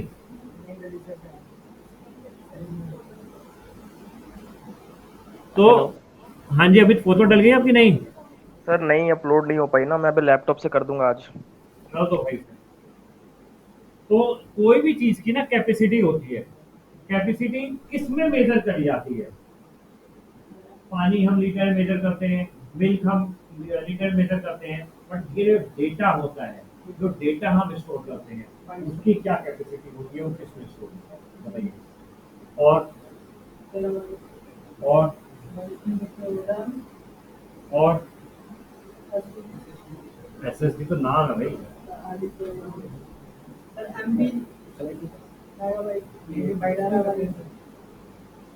और देखो, जो हमारे पास कंप्यूटर में जो कैपेसिटी तरीका होता है वो इस तरीके से होता है। सबसे पहले होता है बिट्स, फिर होता है बाइट। ये सर ने वैसे आपको जब बताया होगा, बिट्स बताया होगा सर ने उस दिन आपको, क्या होता है 10101010। ये जो वन है, एक सिंगल वन या जीरो है, दिस मीन्स वन बिट, ठीक है। एक वन का मतलब वन बिट, जीरो का मतलब वन बिट, तो टोटल ये कितनी बिट है? टोटल कितनी बिट है? 2 4 5 6 7 8 9, 8 बिट मान लो। ये कितनी हो गई है? 8 बिट्स, ठीक है। मतलब वन या जीरो। वन का मतलब होता है ऑन बिट, जीरो का मतलब होता है ऑफ बिट। तो वन का मतलब वन बिट, जीरो का मतलब वन बिट। टोटल कितनी हो गई? 101010, 8 बिट। हमारे जो कंप्यूटर में जो डेटा स्टोर होता है वो इसी फॉर्म में होता है। आप अपना नाम लिख रहे हो Amit Kumar, AMIT, 4KUMR, 8 bit हो गए। हमने लिखा अमित कुमार, हमको नजर आ रहा है अमित कुमार, लेकिन पीछे कंप्यूटर ने इसमें नहीं लिखा, कंप्यूटर ने अपनी भाषा में लिखा है। जीरो या वन, उसको बोलते हैं बिट। इस लैंग्वेज को हम बोलते हैं बाइनरी लैंग्वेज, या दूसरी भाषा में इसको बोलते हैं डिजिटल लैंग्वेज, ठीक है। तो कंप्यूटर हमारी जो समझता है वो बाइनरी लैंग्वेज समझता है, जीरो या वन की फॉर्म में। आप कुछ भी कंप्यूटर में टाइप कर लो, इंटरनेट पे टाइप कर लो, वीडियो डाउनलोड कर लो, फोटो कर लो, कंप्यूटर में जो वो स्टोर होगा 1010 के फॉर्मेट में ही होगा। तो ऐसे पता नहीं करोड़ों लाखों बिट्स हमारे कंप्यूटर में स्टोर है। तो ये जो स्टोर है उसको हम बोलते हैं क्षमता, कि कितना डेटा हमारा, कितनी बिट्स या बाइट्स हमारे कंप्यूटर में स्टोर हो सकती है। तो जब ये इस तरीके से 8 बिट्स हो जाती हैं, इसको हम क्या बोलते हैं? 8 बिट को कुछ बोल सकते हैं? बताइए। बाइट बोल सकते हैं, और बताइए।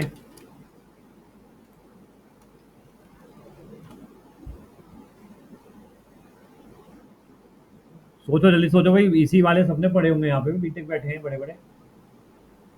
हाँ जी बताओ, ये तो कॉलेज में पढ़ते हैं भाई।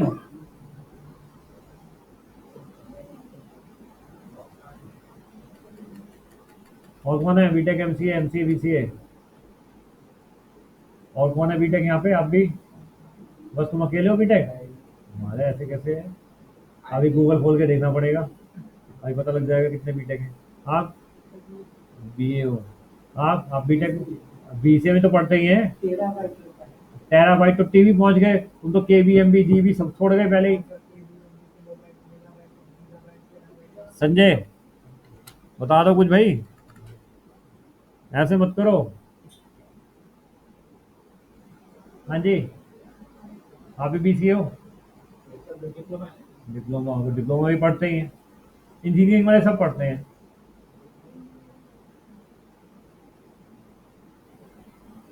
देखो ये क्लियर हो गया। ये कितनी है? 8 बिट्स।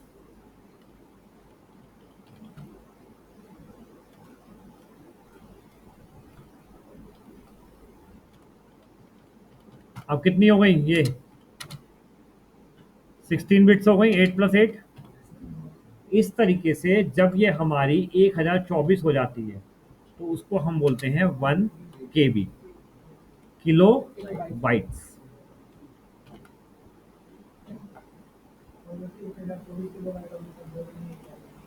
वन KB, ठीक है। जब ये 1024 KB हो जाता है उसको हम बोलते हैं 1 मेगाबाइट। 1024 MB हो जाता है तो उसको हम बोलते हैं 1 गीगाबाइट। 1024 GB हो जाता है तो उसको हम बोलते हैं 1 टेराबाइट TB। 1024 TB हो जाता है तो TB हो जाता है तो पेटाबाइट बोलते हैं। क्या बोलते हैं इसका मेरे को भी नहीं पता, क्योंकि अभी तक हमारी जो स्पेस मेजर हुई है हार्ड डिस्क में वो जीबी में कर रहे हैं या टीबी में कर रहे हैं। टीबी के ऊपर अभी हम नहीं गए, ठीक है। जैसे 101 TB के हम हार्ड डिस्क यूज करते हैं 1024 GB की, वो बहुत बड़ी होती है, ठीक है। तो पेन ड्राइव हम कितने यूज करते हैं? पेन ड्राइव 4 GB 32 GB तक यूज करते हैं, 64 GB यूज करते हैं। लेकिन ये कितना? 1024 GB। तो मैक्सिमम हम 1 TB 2 TB 4 TB ये सफिशिएंट है सर, अभी हमको जरूरत नहीं पड़ता है। वैसे आगे पेंटाबाइट भी है और हेक्साबाइट भी है, काफी आगे तक जा रहे हैं। ऑक्टाबाइट भी काफी आगे तक जा रहे हैं। हमें टीबी तक ध्यान रखना है। तो ये है हमारी क्षमता। और कंप्यूटर में डेटा को स्टोर करने की जो क्षमता होती है किसमें मेजर करी जाती है? MB GB TB। जो डेटा स्टोर करने की, जैसे पानी को स्टोर करना हम लीटर में मेजर करते हैं, डेटा को किसमें मेजर करेंगे? GB TB MB में। KB में तो कोई काम होता ही नहीं है, MB में होता है, GB में होता है, TB में होता है, ठीक है। अब जैसे आप किसी फाइल की प्रॉपर्टी को देखना चाहते हैं कि इस प्रॉपर्टी का साइज कितना है, जैसे इस फाइल को मैं देखना चाहता हूँ उसका साइज कितना है, आप इसमें राइट क्लिक करिए। वैसे तो वैसे भी दिखा देगा आपको, प्रॉपर्टीज में जाइए, यहाँ पे देखिए 8.78 KB। ये एक्सेल की फाइल है इसलिए बहुत KB में है। वहीं आप अगर किसी फोटो पे चले जाओ, जो आपकी इमेज होती है मोबाइल में जब खींचते हो, उसका साइज देखना। ये मेरे वीडियो है क्लास का, इसको देखो क्या साइज होगा प्रॉपर्टीज में। 202 MB। ये वो है जो मेरी क्लास हुई थी, जो मैंने उस दिन क्लास ली थी, 202 MB की। तो ये इतनी स्पेस लेगा जहाँ पे मैं इसको रखूंगा। और मैंने यूट्यूब पे इसको रखा है चैनल पे। तो यूट्यूब पे सारी स्पेस क्या होती है? क्लाउड। इसको क्या बोलते हैं? जो क्लाउड यूज करते हैं यूट्यूब पे, क्या हो? क्लाउड में है, मतलब डेटा यूट्यूब का सर्वर मेरे पास नहीं है। जब आपका कोई भी डेटा आपके पास फिजिकली प्रेजेंट नहीं है, दैट मीन्स वो क्लाउड पे। जो क्लाउड वर्ड हम यूज करते हैं उसका मतलब ये है कि वो बादलों में है। बादलों का मतलब आपके पास नहीं है, वो कहाँ स्टोर है आपको भी नहीं पता। यूट्यूब का सर्वर कहाँ पर है मुझे भी नहीं पता। आपको जब जरूरत होगा आप ले लोगे। आप जीमेल यूज करते हो, आपकी मेल्स आपके सर्वर पर नहीं है, वो गूगल के सर्वर पर। गूगल का सर्वर कहाँ है आपको नहीं पता। 15 GB देता है वो आपको डेटा फ्री में, क्योंकि 15 GB का डेटा फ्री में रख सकते हो, उसके ऊपर चाहिए तो परचेज करो। तो उस 15 GB में आप अपना डेटा भी रख सकते हो, ये वीडियो भी रख सकते हो, जो मर्जी चाहे रख लो। क्लियर? तो ये हमारा डेटा होता है क्लाउड में। क्लाउड का मतलब ये होता है कि आपका कुछ भी नहीं है, आपने सब कुछ रेंट पे खरीदा हुआ किसी और से, गूगल से, अमेजोन से, किसी और कंपनी से। तो किसी की भी आपको प्रॉपर्टीज देखनी हो तो इस तरीके से आप देख सकते हो, कैपेसिटी देखनी हो तो ये है 202 MB। अब मैं अगर किसी और की देखूं, इसकी कम, इसकी और भी कम होगी। ये फाइल और भी छोटी है, इसकी प्रॉपर्टीज और भी कम होगी। सिर्फ 266 बाइट्स। KB भी नहीं है, किलोबाइट भी नहीं है, 266 बाइट्स।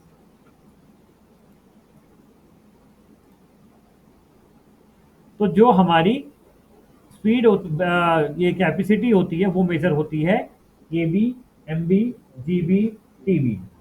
तो आज के वक्त में अगर आपको बोले कि इसमें हार्ड डिस्क में कौन सी हार्ड डिस्क लगी है, कितने जीबी की, तो आपको समझ में आ जाना चाहिए। आइधर तो 1 TB की होगी, 1 TB का मतलब 1024 GB, 1 TB की। अब मैं इसमें देखूं इसमें हार्ड डिस्क कितनी है।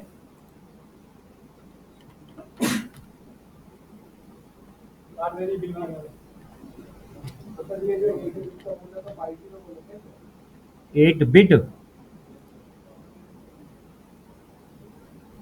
8 बिट को 1 बाइट बोलेंगे। यूट्यूब की सोर्स हम डाउनलोड करते हैं जैसे हमारे मोबाइल में नहीं आ पाती तो ये क्लाउड में जाती है ना। जो भी यूट्यूब पे वीडियो है वो सब यूट्यूब के सर्वर पर है, आपके पे नहीं है। अब वो डाउनलोड हमारे मोबाइल में डाउनलोड नहीं होंगे, उसमें सॉफ्टवेयर आता है, बात अलग से कर सकते हो।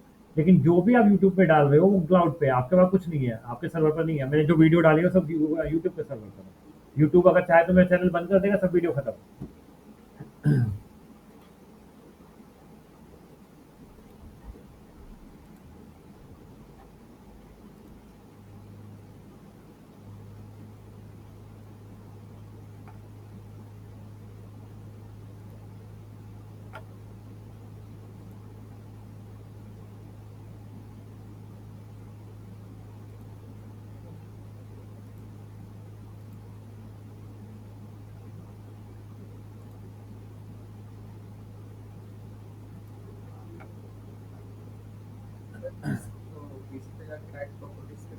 नहीं, मैं वो नहीं देख रहा, मैं कुछ और चीज़ देख रहा हूँ, मैं आपको दिखाना चाह रहा हूँ। सॉफ्टवेयर डाला हुआ था, वो विजिबल नहीं है मेरे को।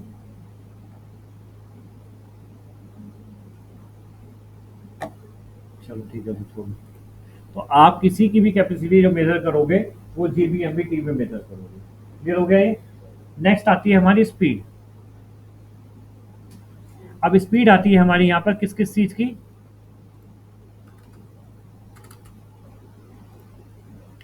अच्छा, कैपेसिटी जो है हम किस किस चीज की मेजर करेंगे? हार्ड डिस्क की, जिसमें स्टोर कर रहे हैं, एसएसडी की और रैम की। रैम हमारी टेम्परेरी होती है, उसमें भी डेटा होता है, लेकिन वो कुछ टाइम के लिए होता है। एसएसडी और एसडी में परमानेंट होता है। बट रैम को भी हम देखते हैं हमारे सिस्टम में कितनी रैम है। जैसे अभी कितनी रैम लगी है यहाँ पे, आप देखो 16 जीबी, मतलब टेम्परेरी जो है 16 जीबी है। तो जितनी ज़्यादा रैम होगी आपके पास, उतना ज़्यादा सिस्टम की परफॉर्मेंस अच्छी होगी। आप उतनी ज़्यादा विंडो खोल सकते हैं, उतना ज़्यादा सॉफ्टवेयर इंस्टॉल कर सकते हैं, तो भी काम आपका सारा रैम में होना है। रैम आपको चाहिए ही चाहिए, अगर रैम नहीं है तो डिस्प्ले नहीं आएगा। दूसरी चीज आती है हमारी स्पीड। स्पीड हमारी किस किस चीज की मेजर होती है? सीपीयू, रैम, ये दो चीजों की स्पीड आपकी मेजर होती है। हार्ड डिस्क, एसएसडी, सारी चीजों की स्पीड मेजर होती है। सबसे पहले स्पीड का मतलब होता है कितनी तेजी से हमारा सिस्टम काम कर रहा है। स्पीड में दो आती हैं, एक बस स्पीड और एक क्लॉक स्पीड।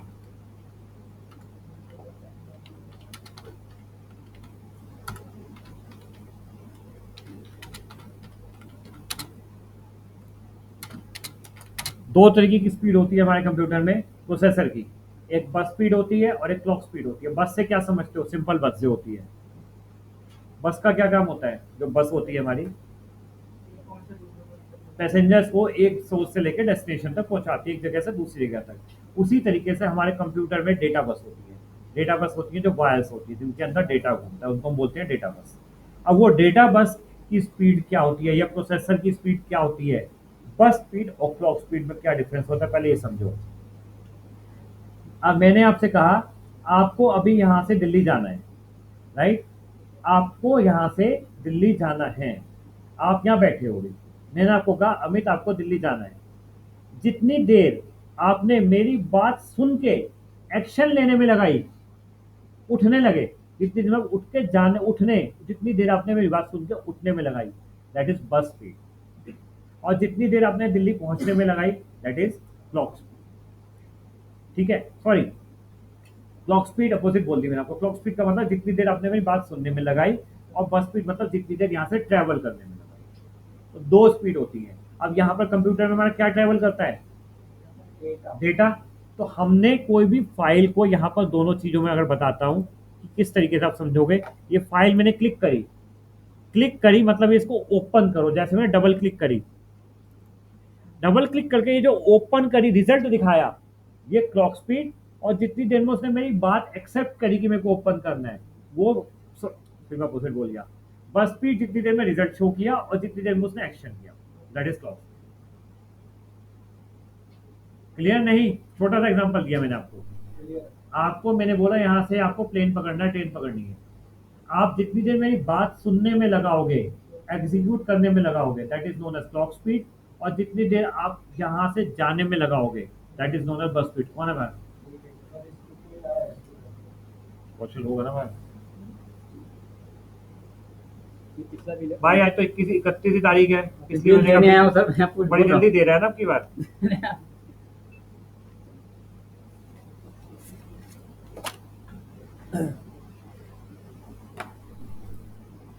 तो ये स्पीड जो है प्रोसेसर की हमारी जो मेजर होती है, स्पीड फ्रीक्वेंसी किसमें मेजर होती है? हर्ट्ज में। तो प्रोसेसर की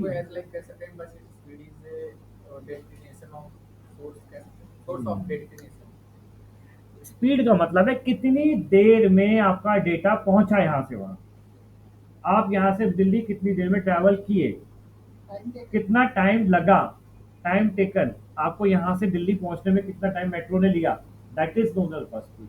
और कितनी देर आपने हमारी बात सुनने में, एक्सेप्ट करने में लगाई कि मुझे दिल्ली जाना है, दैट इज क्लॉक स्पीड। तो ये हमारी जो मेजर होती है गीगाहर्ट्ज में मेजर होती है। पहले मेगाहर्ट्ज में होती थी, अब गीगाहर्ट्ज में होती है। तो मेगाहर्ट्ज गीगाहर्ट्ज में कोई डिफरेंस नहीं है, इसको सिंपल वे में आप कैलकुलेट कर सकते हो। अगर आपका प्रोसेसर 3700 गीगाहर्ट्ज का है, इसको हम बोल सकते हैं 3700 मेगाहर्ट्ज का है, आप इसको बोल सकते हो 3.7 गीगाहर्ट्ज। सिंपल सी चीज है, क्लियर? और इसमें कुछ नहीं है। हालांकि ये क्वेश्चन आपसे पूछा नहीं जाता, लेकिन आपको क्लियर होना चाहिए कि हम डेटा किस में मेजर करते हैं और स्पीड किस में मेजर करते हैं। तो कोई कॉन्फ़िगरेशन आपसे पूछता है कि आपके सिस्टम की क्या कॉन्फ़िगरेशन है, तो आप क्या बोलोगे? इंटेल i5 का सीपीयू लगा है, 132 जीबी रैम या 16 जीबी रैम है। 16 जीबी से कम तो चलती नहीं है, मिनिमम 16 जीबी तो मैंडेटरी है विंडोज चलाने के लिए और सॉफ्टवेयर चलाने के लिए। 16 जीबी रैम है, इंटेल i5 सिस्टम है, 3.7 गीगाहर्ट्ज प्रोसेसर स्पीड है, मतलब 3700 megahertz, third generation, fourth generation जो भी है, ये आप बता सकते हो। हार्ड डिस्क कितनी है ये आप बता सकते हो, 1 जीबी है, 2 जीबी है।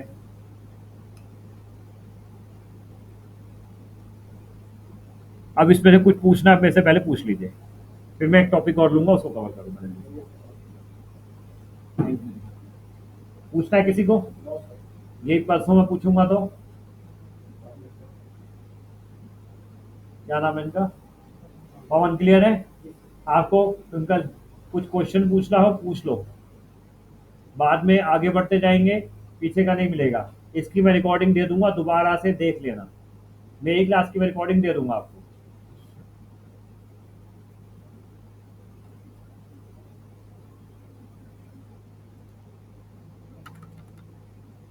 नाउ अब हम बात करते हैं मेमोरी की। इस कॉन्सेप्ट को दोबारा समझ लेना, अच्छी तरीके से समझ लेना। दो टाइप्स की मेमोरी होती है हमारे सिस्टम में।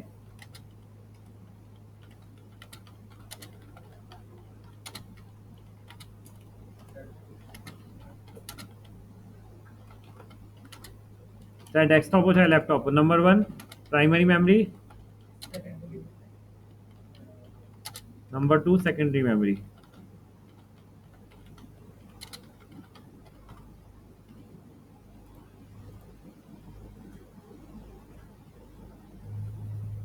ऑनलाइन किसी का डाउट है कोई?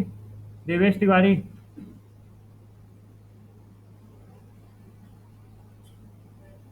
देवेश कोई डाउट है आपका? No sir. Amit, no sir. आलोक,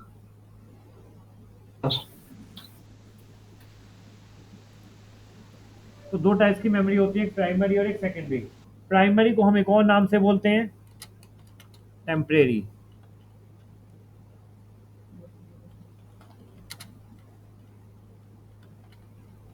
या टेम्परेरी स्टोरेज डिवाइस।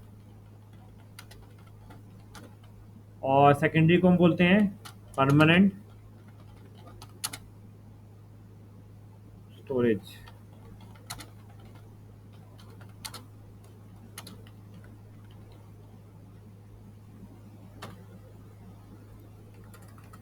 प्राइमरी में सबसे पहले हमारा आता है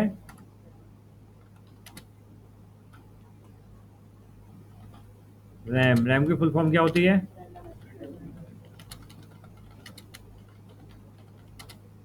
और सेकंड आता है रोम, रीड ओनली मेमोरी। अब इसको ध्यान से समझना। परमानेंट पे पहले समझ लो आप, चलो। STD, hard disk, SSD, solid state drive, इसको शॉर्ट फॉर्म में बोलते हैं STD, CD-ROM, pen drive, DVD-ROM, data card, और क्या बोल रहे हो? फ्लॉपी में लिख देता हूँ लेकिन अब चलती नहीं है, दिखा देता हूँ आपको। इसकी कैपेसिटी जो होती है सिर्फ 1.44 MB। CD की होती है, फ्लॉपी तो पहले यूज होती थी, हाँ 2004 के पहले भी 5G भी चलती थी। जब से पेन ड्राइव आ गई है तब से बंद हो गई है। फ्लॉपी ड्राइव का डेटा कैपेसिटी सिर्फ 1.5 MB है। 1.5 MB में सिर्फ वर्ड एक्सेल की फाइल आती थी, और पहले हम इसको डेटा ट्रांसफर करने के लिए यूज करते थे, बहुत पहले 2002-3 में पहले बंद हो गई होगी। ये मैंने कैपेसिटी भी साथ साथ लिख दी है। इसकी दोनों की 1 TB भी आती है, 2 TB भी आती है, सेम इसमें है 1 TB 2 TB। Pen drive 32 GB है। पेन ड्राइव 1 TB में आ रही है। DVD 4.3 GB। डेटा कार्ड का मुझे नहीं पता क्या होता है। तो ये हमारे परमानेंट होते हैं, ठीक है। परमानेंट का मतलब क्या है, आपसे समझ लो एक बार। परमानेंट का मतलब ये है जिसमें डेटा जब तक वो डिवाइस खराब ना हो तब तक डेटा सिक्योर रहता है। आप पेन ड्राइव में डेटा लेके बैकअप लेके रख लेते हो, टेंशन नहीं होती, बैकअप है हमारे पास। हार्ड डिस्क में एक बार में खराब हो सकता है, क्यों? हार्ड डिस्क में कंटिन्यू पावर जाती है, आप जब भी सिस्टम ऑन करोगे पावर जाएगी जाएगी, पावर तेज आई आई खराब हुई, हार्ड डिस्क खराब हो सकती है। पेन ड्राइव अपने डेटा बैकअप लेके रखिए, अलग से सिक्योर रखिए। तो सेकेंडरी स्टोरेज डिवाइस तो आप समझ लोगे, मैं एक बार आपको दिखा देता हूँ हार्ड डिस्क और SSD में डिफरेंस क्या होता है। ये देखिए, दोनों की कैपेसिटी पे मत जाना, कैपेसिटी एक बार में दोनों की सेम हो सकती है, डिफरेंस है इनके स्ट्रक्चर पर। ये हार्ड डिस्क का इंटरनल पार्ट है, ये SSD का इंटरनल पार्ट है। हार्ड डिस्क जो काम करती है मैकेनिकल पे पार्ट काम करती है, ये जितना भी पार्ट है ना मैकेनिकल है। मैकेनिकल मतलब ये स्टील के प्लेटर्स होते हैं, इस पे डेटा लिखा होता है 1010 की फॉर्म में, और इसको रीड करने के लिए हेड होते हैं, रीड राइट हेड, आर्म्स होते हैं, मोटर होती है, मैकेनिकल पार्ट ज़्यादा होता है। और SSD के अंदर ऐसा कुछ नहीं होता, इसके अंदर जैसे रैम पे होती है चिप्स, ऐसे ये हमारी ICs होती हैं, IC होती है जिसमें हमारा डेटा होता है। पेन ड्राइव में भी सेम यही होता है। आप अगर एक पेन ड्राइव ओपन करके देखोगे तो पेन ड्राइव के अंदर भी सेम आपको यही सब कुछ मिलेगा। तो ये आपकी देखने में इस तरीके से होती है, ये वाली है हार्ड डिस्क और ये है SSD। डिफरेंस क्या है, हार्ड डिस्क का डेटा ट्रांसफर रेट मतलब स्पीड SSD से कम, SSD की स्पीड ज़्यादा है, राइट, हार्ड डिस्क की कम है। कैपेसिटी भले ही दोनों की सेम हो, अगर आपने एक फाइल खोलने के लिए कोशिश करी, SSD में जल्दी खोलेगी, हार्ड डिस्क में देर से खुलेगी। अगर आप कोई फाइल इंस्टॉल कर रहे हो, विंडोज इंस्टॉल कर रहे हो, हार्ड डिस्क में देर से इंस्टॉल होगा, SSD में जल्दी इंस्टॉल होगा। तो डेटा स्पीड फास्ट है। सेकंड, महंगी है, SSD महंगी है हार्ड डिस्क से, जनरली डबल रेट है। अगर आप 1 GB के हार्ड डिस्क ले रहे हो 2000 रुपए की, तो वहां पर 250 या 500 MB 500 सॉरी 1 GB नहीं 1 TB की ले रहे हो तो 500 GB के हार्ड डिस्क आपको मिलेगी, डबल रेट है। SSD 500 GB की मिलेगी, उसी रेट में ऐसे हार्ड डिस्क मिलेगी 1000 GB की, मतलब 1 TB। तो ये दोनों, लेकिन धीरे धीरे मार्केट में हार्ड डिस्क खत्म हो जाएगी और SSD का ही जमाना आएगा। सेफ और सिक्योर है, क्योंकि डेटा और हार्ड डिस्क खराब जल्दी होती है। SSD क्योंकि पेन ड्राइव की तरह काम करती है, इसमें ICs होती हैं, वो इतनी जल्दी खराब नहीं होती है। धीरे धीरे टेक्नोलॉजी SSD पे जाएगी, हार्ड डिस्क बंद हो जाएगी। उसका तरीका क्या होता है, IT में कोई भी चीज को आउट करने का, पुरानी चीजों के रेट बढ़ा देते हैं, ठीक है ना। वो क्या करेंगे, हार्ड डिस्क के रेट बढ़ाना शुरू कर देंगे और SSD के रेट कम कर देंगे। तो मार्केट सोचिए 200-250 का डिफरेंस SSD ली जाए और धीरे धीरे उसको आउट कर देते हैं। This is the pattern. IT में पैटर्न होता है, कोई भी चीज बाहर करनी है तो पैटर्न होता है, जो आउट करनी है उसके रेट बढ़ा दो और नई वाली के रेट कम करने शुरू कर दो। तो ये हमारा सेकेंडरी क्लियर हो गया। क्या होता है, इसमें डेटा परमानेंट होता है हमारा जब तक वो डिवाइस खराब ना हो जाए।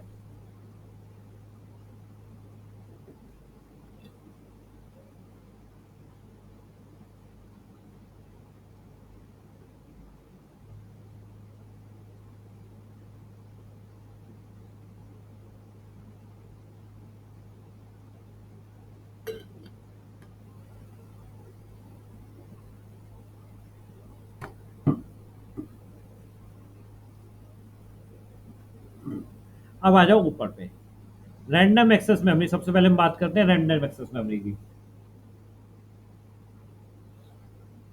देख लिया सबने?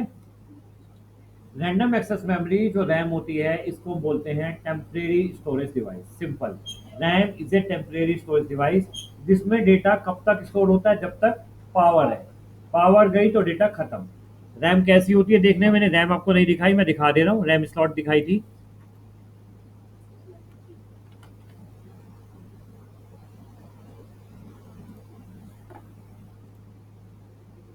ये होती है रैम आपकी। अब ये देखो, इनमें डिफरेंस है, ये स्ट्रिप लंबी है ये वाली और ये छोटी है। ऐसा क्यों? नहीं, दोनों ही रैम है और दोनों ही 16 GB की हैं। ये लैपटॉप की है, ये डेस्कटॉप, ये लैपटॉप की है, ये डेस्कटॉप की है, ये लैपटॉप डेस्कटॉप की है, ये लैपटॉप की है। तो जो छोटे साइज की है वो लैपटॉप की है, बड़े साइज की डेस्कटॉप की है, सारी डेस्कटॉप की है। तो ये रैम है। एक इसमें लगती है रैम स्लॉट में, जो कि कहाँ पे होता है, मदरबोर्ड पर। इसमें काफी सारे वर्जन आते हैं रैम के, DDR1, DDR2, DDR3, DDR4। वो अगेन DDR1, DDR2, DDR3, 4 का मतलब होता है स्पीड फास्टर का। सबसे ज्यादा आज के वक्त में जो सिस्टम रैम चलती है वो DDR4 चल रही है। सबसे ज्यादा डेटा ट्रांसफर रेट फास्ट होता है।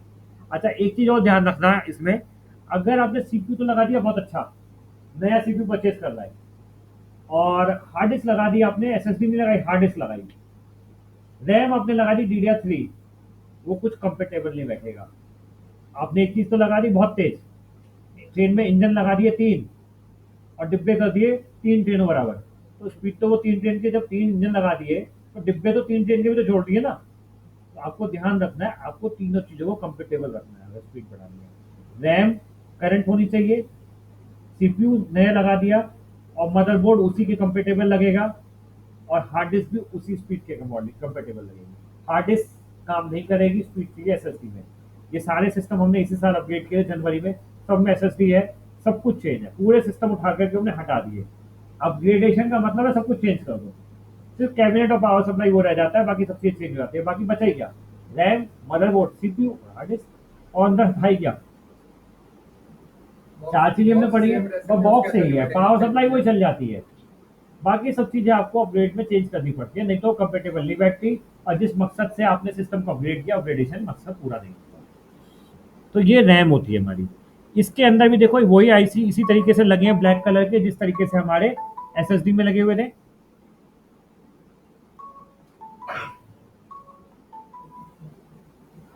हेलो सर, हेलो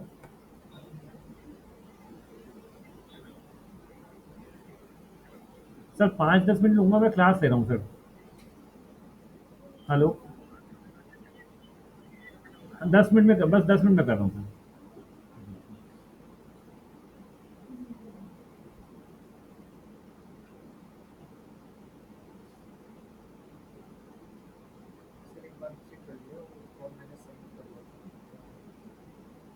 अभी भी किसी का गूगल फॉर्म ना सबमिट हुआ हो, एडमिशन फॉर्म, तो उसको कर देना, अगर किसी का रह गया पुराने वाले बैच में भी। तो अब हम आते हैं इस पे, प्राइमरी मेमोरी और टेम्परेरी मेमोरी पे। तो रैम में हमारा डेटा जब तक पावर होगा तब तक रहेगा, या जब तक हम उसमें काम कर रहे हैं तब तक रहेगा। हमने सेव नहीं किया तो वो हट जाएगा। क्लियर है सबको? आप जो भी काम करते हैं, कंप्यूटर ऑन होते के साथ ही आपने ऑन किया, आपके रैम का काम स्टार्ट हो जाता है। रैम में डेटा धीरे धीरे स्टोर होना शुरू हो जाता है। सबसे पहले क्या स्टोर होता है रैम में?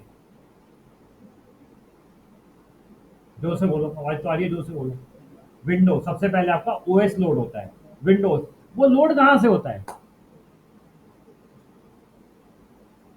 आपने पावर ऑन करी, सामने विंडोज चल गया, रैम तो टेम्परेरी होती है, हमने शट डाउन कर दिया था, रैम में कहां से आ गया? हार्ड डिस्क से। आप जब विंडोज को इंस्टॉल करते हो, सीखिए इंस्टॉलेशन सबने विंडोज की, जो आपने पेन ड्राइव से इंस्टॉल किया है वो परमानेंट इंस्टॉल हो गया किसमें? हार्ड डिस्क के अंदर। अब हार्ड डिस्क में जो भी चीजें हैं वो परमानेंट हो गई। अब हम काम करना शुरू करते हैं, हमारी वो रैम में आ जाती है। आपने विंडो ऑन किया, सबसे पहले विंडो ही ओपन होती है, विंडोज खुल जाती है, दैट मीन्स विंडोज जो आपने इंस्टॉल करी थी वो काम करने के लिए रैम के अंदर आके खुल गई। अब आप जो भी काम करोगे वो रैम में करोगे। विंडो में आपने बाद में इंटरनेट चलाया, क्रोम की विंडो खोली, गूगल क्रोम खोला, फेसबुक खोला, यूट्यूब खोला, वो सब किस में खुल रहा है? रैम के अंदर। वो स्पेस रैम की ले रही है। अभी ये जितनी भी मैंने विंडो खोली हुई है, ये सारी स्पेस रैम में ले रही है, हार्ड डिस्क की नहीं ले रही। हार्ड डिस्क में सिर्फ कौन स्पेस ले रहा है? विंडोज। ठीक है, लेकिन अब अगर ये जो फाइल है मैंने अगर सेव कर दी तो ये हार्ड डिस्क में सेव हो गई, तो ये हार्ड डिस्क की स्पेस लेने लगेगी। और जब मैं इसको दोबारा ओपन करूंगा तो ये रैम की भी लेगी, हार्ड डिस्क में तो परमानेंट है ही है। और अगर मैं इसको बंद कर दूंगा तो हार्ड डिस्क की कोई स्पेस नहीं ली और रैम भी खाली हो गई। तो रैम हमारी किस चीज में यूज होती है? जैसे ही हम कंप्यूटर को स्टार्ट करते हैं और उसके बाद जो भी हम ऑपरेशन करते हैं, वर्क करते हैं, वो सब किस में करते हैं? रैम में। Clear concept? बिल्कुल याद रहेगा 1 महीने तक या इंटरव्यू तक गायब हो जाएगा सब? सेकेंड इंपॉर्टेंट है रीड ओनली मेमोरी। ये बहुत इंपॉर्टेंट है। रोम, इसको हम लोग एक और नाम से बोलते हैं रोम बायोस। ये कॉन्सेप्ट ध्यान से समझना, इससे क्वेश्चन आते हैं। रीड ओनली मेमोरी, तो रोम की फुल फॉर्म होगी, इसको बोलते हैं रोम बायोस। बायोस का मतलब होता है basic input output system. Now bias भी हमारा टेम्परेरी है, देख लो टेम्परेरी में लिखा है, लेकिन ये टेम्परेरी होता नहीं है। इसके अंदर बायोस क्या होता है पहले ये देख लो। रैम मैंने आपको दिखा दी, बायस कैसे होता है ये देखो। होता ये भी मेमोरी है।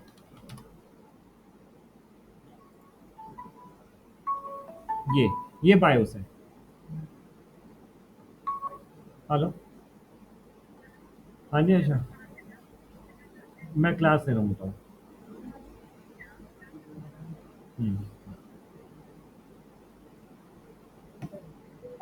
ये होता है बायोस। अब देख लिया रैम और इसमें क्या डिफरेंस है? ये रैम है ये, और ये है ऐसा बायोस। ये मदरबोर्ड पर होता है। अब ये मेरा मदरबोर्ड है, इसमें इनमें से या इससे भी कोई छोटा ये बायस हो सकता है। एक्चुअली मुझे भी नहीं पता कौन सा है, ठीक है। कोई सा भी बायस हो सकता है, ये नहीं है, ये नहीं है, ये नहीं है, ये हो सकता है, राइट। ये बायोस है इतना सा। अब ये बायोस जो होता है, पहले तो लिखा हुआ आता था, ये लिखा हुआ देख रहे हो आप, बट अब लिखा हुआ नहीं होता। तो पहले सबसे पहले जो आता था इतना बड़ा आता था, बहुत बड़ी सी बात थी। अब बहुत ही छोटी आती है, जैसे ये वाला देख रहे हो आप। तो ये बायोस होता है। बायोस आप अब ये देखो, ये निकाल रहे हैं, बहुत छोटी चिप को निकाल रहे हैं। बायोस क्या होता है? Basic input output system. इसका काम होता है हमारे सिस्टम में जितने भी हार्डवेयर लगे हैं उनकी सारी इंफॉर्मेशन इसके अंदर स्टोर होती है। क्या है ये? मेमोरी है। मेमोरी है तो मेमोरी में कुछ स्टोर होगा, लेकिन इसमें डेटा नहीं होता। डेटा किस में होता है? सिर्फ प्राइमरी में। प्राइमरी में किसमें? रैम में, हार्ड डिस्क, और सेकेंडरी में हार्ड डिस्क में। रोम में डेटा नहीं होता। रोम में क्या इंफॉर्मेशन होती है? सिर्फ हमारे हार्डवेयर की। क्या इंफॉर्मेशन? सिर्फ हमारे हार्डवेयर की। रैंडम एक्सेस मेमोरी में क्या होता है? रैम में हम रीड भी कर लेते हैं, राइट भी कर लेते हैं। अभी जो मैंने काम किया है वर्ड में, ये रीड कर पा रहे हो, मैं टाइप कर पा रहा हूँ यहाँ पर, मैं इसको इरेज करना चाहूँ इरेज कर सकता हूँ। तो रीड भी कर रहे हैं, राइट भी कर रहे हैं, इरेज भी कर रहे हैं रैम के अंदर। लेकिन रोम का मतलब क्या है? Read only memory. हम सिर्फ पढ़ सकते हैं और कुछ नहीं कर सकते। और उसमें हमारा डेटा तो होता ही नहीं है जो हमें इरेज करना है। क्या होता है उसके अंदर? उसके अंदर हमारे हार्डवेयर से रिलेट सारी इंफॉर्मेशन होती है। कौन से हार्डवेयर से रिलेट? हमारे कंप्यूटर में कौन सा कीबोर्ड है, कौन सा माउस है, प्रोसेसर कितना है, रैम कितनी है। ये जो आप यहाँ पे विंडोज में देख रहे हो, जो मैंने आपको दिखाई थी अभी, रैम, प्रोसेसर, ये सारी इंफॉर्मेशन विंडोज कहाँ से लेता है? बायोस से। अगर आप बायोस में रैम विंडोज में नहीं देखना चाहते तो बायोस में जाके देख सकते हो। क्लियर हो गया? बायोस आपका हार्डवेयर की इंफॉर्मेशन स्टोर करता है, आपका डेटा स्टोर नहीं करता। अब क्वेश्चन आता है, ये टेम्परेरी है। टेम्परेरी है तो लाइट जाएगी तो डेटा इरेज हो जाएगा इसमें भी सारा। समझ गए? मैंने टेम्परेरी में लिखा है, टेम्परेरी में है, और ये टेम्परेरी ही होता है। लेकिन अच्छा, इसके अंदर एक और चीज होती है। आपके सिस्टम में जो घड़ी चल रही है, ये घड़ी इसी से चलती है, बायोस से। डेट और टाइम दोनों इसी से मैनेज होता है, इसी बायोस के अंदर से। लेकिन जब आप अपना कंप्यूटर बंद कर दोगे तो क्या ये डेट टाइम रुक जाएगा या नहीं रुकेगा? चलता रहेगा। कल आप अगर ऑन करोगे 2 बजे तो कल की तारीख दिखाएगा और 2 बज के दिखाएगा, पक्का है ये बात? तो ये कैसे, बताओ क्या तरीका है? उसके पीछे क्या होता है, हमारे मदरबोर्ड पे एक बैटरी लगी होती है जिसको हम बोलते हैं सीमॉस बैटरी या लिथियम बैटरी, ठीक है? ये लगी हुई, ये वाली, ये जो देख रहे हो, ये यहाँ पे लगी होती है, इसमें से निकली हुई है यहाँ पे, और इसी के पास ही 22 की चिप होती है, इसलिए मैं कह रहा हूँ ये वाली है। जनरली 22 की चिप बैटरी के बिल्कुल पास होती है। अगर ये बैटरी मैं निकाल लूँ तो ये टेम्परेरी हो जाएगी मेमोरी, और बैटरी लगी रहेगी तो परमानेंट है। मतलब अब ये सिस्टम बंद है तो इसको पावर कौन दे रहा है मदरबोर्ड को, इस रोम को, बैटरी, और लाइट चलाती मैंने तो पावर आ गई उसमें, बैटरी चार्ज हो जाती है। और इस बैटरी की लाइफ जनरली 3 साल होती है, 3 साल पहले खराब नहीं होती। मदरबोर्ड की बैटरी 20 रुपए की आती है, खुद से लाके चेंज कर सकते हो, डेस्कटॉप लैपटॉप की नहीं कर सकते। इसकी आप सिंपल निकालो, पेन से निकालो, निकल के लगा दो। कैसे पता लगेगा बैटरी वीक हो गई? डेट टाइम पीछे चला जाएगा, सिंपल सी बात है, क्योंकि घड़ी हमारी जब खराब होती है, बैटरी खराब होती है, पता लग जाता है। सेम सिस्टम इसमें है, अगर हमारी बैटरी वीक हो रही है तो ये डेट टाइम हमारा पीछे जाना शुरू हो जाएगा। तो ये क्वेश्चन इंटरव्यू में आपसे पूछा जाता है, सेम यही कि अगर एक यूजर ने सिस्टम को बंद किया 2 बजे और उसकी क्लॉक अगले दिन 2 ही बजे थे जितने बजे बंद किया था, और कल ही की तारीख दिखा रही है, क्या प्रॉब्लम है, कैसे दूर करोगे? बैटरी चेंज होगी और वो चेंज होगी और चेंज होगी और कोई सॉल्यूशन नहीं। सेम यही क्वेश्चन मेरा आंसर मेरी रिकॉर्डिंग में डाला हुआ है, इंटरव्यू पूछा जाता है, राइट? तो ये क्वेश्चन इसी तरीके से आपको देना है जैसे मैं समझा रहा हूँ आंसर को। ये बैटरी हर मदरबोर्ड पे होगी, लैपटॉप में, डेस्कटॉप में। इसको हम बोलते हैं लिथियम बैटरी। तो अब मैं वापसी बायस पे आता हूँ। तो रैंडम एक्सेस मेमोरी में बेसिक इनपुट आउटपुट सिस्टम इसकी फुल फॉर्म है। आउटपुट इनपुट से रिलेटेड इसमें इंफॉर्मेशन होती है, इसको एक बैटरी पावर देती है, लेकिन होती है टेम्परेरी है, परमानेंट नहीं होती। कुछ परमानेंट कहते हैं कि परमानेंट है, वो कब कहते हैं क्योंकि बैटरी उसको पावर दे रही है, लेकिन बैटरी खराब हो गई तो टेम्परेरी है। क्लियर हो गया? अब इसके अंदर क्या इन्फॉर्मेशन होती है, हमारे हार्डवेयर से रिलेटेड, ठीक है, हमारे डेटा से रिलेटेड इसमें कुछ नहीं होता। तो इस बायस के अंदर हमको जाना पड़ता है। हम अगर जाना चाहें तो कैसे जाते हैं, उसका एक प्रोग्राम होता है इसके अंदर, उस प्रोग्राम का नाम होता है सीमॉस। सीमॉस सॉफ्टवेयर कह लो, सीमॉस की फुल फॉर्म होती है कॉम्प्लीमेंट्री मेटल ऑक्साइड सेमीकंडक्टर। इसका ये नाम इसलिए दिया गया है क्योंकि इस मेटल से ये सीमॉस की चिप बनी है। जो बायोस की जो चिप बनी है ब्लैक कलर की, जो ब्लैक कलर की चिप मैंने आपको दिखाई थी मदरबोर्ड पे, वो इस मटेरियल से बनी है, तो इसलिए इसको सीमॉस बोलते हैं। सीमॉस बैटरी भी बोलते हैं, सीमॉस प्रोग्राम भी बोलते हैं, या सीमॉस सेटअप भी बोलते हैं। CMOS।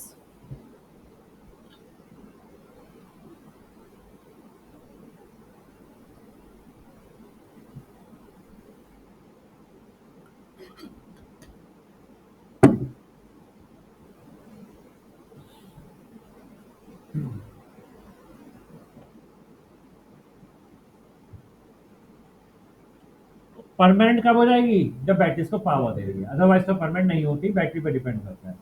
तो बैटरी से, इससे हमारी घड़ी चलती रहती है, डेट टाइम चलता रहता है, और हमारे हार्डवेयर की इंफॉर्मेशन अप टू डेट रहती है। अब बात आती है अगर हम इसके अंदर जाना है तो कैसे जाएंगे। तो ये जो सीमॉस की चिप है ब्लैक कलर की, जो मैंने मदरबोर्ड पे आपको दिखाई है, ये वाली, ठीक है, इसके अंदर जाने के लिए एक सॉफ्टवेयर होता है, इसका एक सॉफ्टवेयर होता है, उस सॉफ्टवेयर को हम बोलते हैं सीमॉस सॉफ्टवेयर। तो उसके अंदर हमको जाना हो तो कैसे जाते हैं, तो जाने का तरीका होता है, बताओ भाई कैसे जाते हैं पुराने गौरव, सीमॉस में कैसे जाते हैं?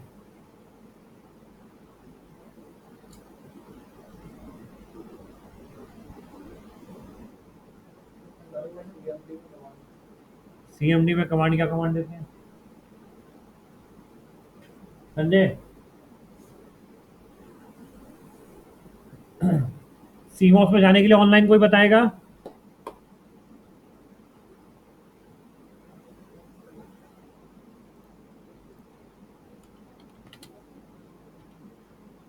जब हम उसके अंदर जाते हैं तो कुछ इस तरीके की स्क्रीन नजर आती है हमको, ऐसी। देखो कभी गए हो इसके अंदर, तो कैसे गए हो और क्या करने गए थे? घूमने गए थे? क्या करने गए थे? हाँ हाँ, तो क्या क्यों गए थे? जो हमारी बायोस की होती है उसे प्रेस करेंगे। बायोस में हम जाते हैं, अगर आप गए हो तो आपने जब विंडोज इंस्टॉल करी होगी, WDS किया है, WDS के प्रैक्टिकल जब किए तो first boot device pen drive अगर बायोस में जाके करी होगी, first boot device, second boot device या फर्स्ट बूट डिवाइस, WDS में लैन से बूट करते हैं विंडोज में, तो WDS लैन फर्स्ट बूट डिवाइस लैन कार्ड किया होगा, वो बायोस से जाके किया होगा। ठीक है। और कई बार VMware हमारा अगर नहीं चलता तो VMware यहाँ पे डिसेबल होता है, तो उसको एनेबल करना पड़ता है, उसके लिए जाते हैं। तो बायोस में जनरली हम लोग रीड कर सकते हैं, राइट नहीं कर सकते। लेकिन अगर उसमें कोई ऑप्शन दिया है एनेबल या डिसेबल का, देखो जैसे यहाँ पे दिया है एनेबल और डिसेबल, विजिबल हो रहा है ये एनेबल या डिसेबल, ये या तो एनेबल और डिसेबल दिया है तो ये कर सकते हैं कि या तो एनेबल या डिसेबल, हमको एनेबल करना तो एनेबल, डिसेबल करना तो डिसेबल। हम नया ऑप्शन नहीं डाल सकते इसमें, जो इसमें है बस उसी को काम कर सकते हैं। तो जनरली आप लोग जब जाओगे सर को बोलना कि सर एक बार बायस में जाके दिखाइए हमको स्विच सर को।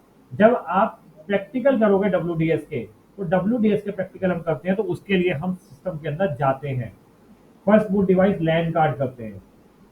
आप इस बैच में पुराने के हो तो आपने तो किया होगा WDS का प्रैक्टिकल, F12 की का यूज करते हैं, वेरी गुड। तो इट इज नॉट मैंडेटरी कि F12 का करेंगे, ये डिपेंड करता है अलग अलग सिस्टम के ऊपर कि कौन सी कंपनी का है। अगर ये आपका जैसे हमारे में हो सकता है F12 हो, मेरे को नहीं पता, किसी में F8 होता है, किसी में F4 होता है, किसी में F2 होता है, होती ऊपर की है, किसी में डेल की होता है। तो depend on PC to PC, एक मॉडल के PC में सेम की होगी। अगर ये मॉडल का लगा है ऑप्टिलेक्स 3FB तो सब में सेम की होगी। तो हम कब करते हैं, जैसे सिस्टम को ऑन करते हैं, ऑन करते के साथ ही वो की को प्रेस करेंगे, हम बायस के अंदर आ जाएंगे और ऐसी स्क्रीन नजर आएगी। तो एक बार कल सर को बोलना है, आप सब लोग इसी को की सर करके दिखाएंगे आपको किस तरीके से जाते हैं, और इसके अंदर ऑप्शंस को पढ़ो क्या क्या ऑप्शंस होते हैं, राइट। तो बायस में कैसे जाते हैं आपसे पूछा जाता है कि बायस में कैसे जाते हैं और बायस में क्यों जाते हैं। जनरली हम कोई चीज डिसेबल एनेबल करने के लिए जाते हैं। सपोज करो एग्जांपल मैं आपको देता हूँ, कंपनीज में जितने भी USB पोर्ट होते हैं वो डिसेबल कर दिए जाते हैं। क्यों? ताकि वैसे तो पेन ड्राइव अलाउड ही नहीं होती, बाहर रखवा ली जाती है, बाई चांस कोई गलती से ले जाए और डेटा कॉपी करके ले जाए पेन ड्राइव में, या कुछ वायरस डाल दे ला करके, इसीलिए USB पोर्ट को डिसेबल कर देते हैं। अब USB पोर्ट एक हार्डवेयर है, हार्डवेयर की इंफॉर्मेशन किसमें होगी, बायस के अंदर। तो बायस में जाकर के आप कोई भी हार्डवेयर अगर वहां पर ऑप्शन दिया है एनेबल और डिसेबल करने का, तो आप उसको डिसेबल कर सकते हो। और एक बार मैंने USB पोर्ट को डिसेबल कर दिया तो मेरा USB पोर्ट कोई सा भी नहीं चलेगा, 10 है 20 है कोई सा भी नहीं चलेगा। तो कंपनीज में आपको ये करना पड़ेगा, आपको ये यूज में आएगा। तो कोई भी हार्डवेयर को एनेबल या डिसेबल करना है तो हम कहाँ से करेंगे, बायस से जाकर के। लेकिन आप चाहोगे भाई साहब USB पोर्ट परमानेंटली तोड़ दूं मैं अंदर से जाकर के, तो टूटेगा नहीं, डिलीट नहीं कर सकते। एनेबल या डिसेबल अगर ऑप्शन है तो, नहीं है तो कुछ नहीं कर सकते, जनरली होता है। तो आप जो जाते हो मेजरली, जो क्लास में हम जनरली जाते हैं वो एनेबल डिसेबल करने के लिए जाते हैं, और आप लोग भी जो जाओगे इसलिए जाओगे। घड़ी को ठीक करने के लिए नहीं जाते, वो बैटरी चेंज करने या कॉन्फ़िगरेशन को देखनी है वो देख सकते हो, या VMware करके, VMware करा दिया आपको। तो VMware अगर कई बार बायोस में डिसेबल होता है तो हम VMware यहाँ से तो हमने इंस्टॉल कर दिया, लेकिन हमारी VMware की मशीन ही एक्टिवेट नहीं हो रही, तो बायोस में जाएंगे तो डिसेबल होता है। ठीक है, तो ये होता है हमारा रोम बायोस, रोम बायोस। इससे रिलेट जो मैंने आज पढ़ाए हैं 2 टॉपिक, यूट्यूब चैनल पे 2 क्वेश्चंस हैं इससे रिलेट, वो दोनों क्वेश्चंस आपको रटे हुए होने चाहिए। एक ये वाला डेस्कटॉप ट्रबल शूटिंग का, एक और हुआ तो दूसरे उसमें डल गया है।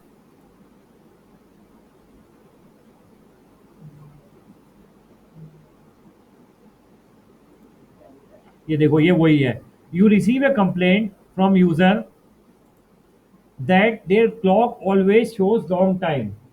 जब भी आप सिस्टम रिस्टार्ट करते हो क्या रीजन हो सकता है? As you know that our desktop और laptop clock and date are controlled by CMOS battery. ये क्लियर है आपको? Whenever we face long date and time problem, in this case we need to replace the desktop or laptop battery. Apart from this, our CMOS battery provide power to ROM BIOS. battery get charged when we power on our system, and when we our system is down, CMOS battery provide power to BIOS.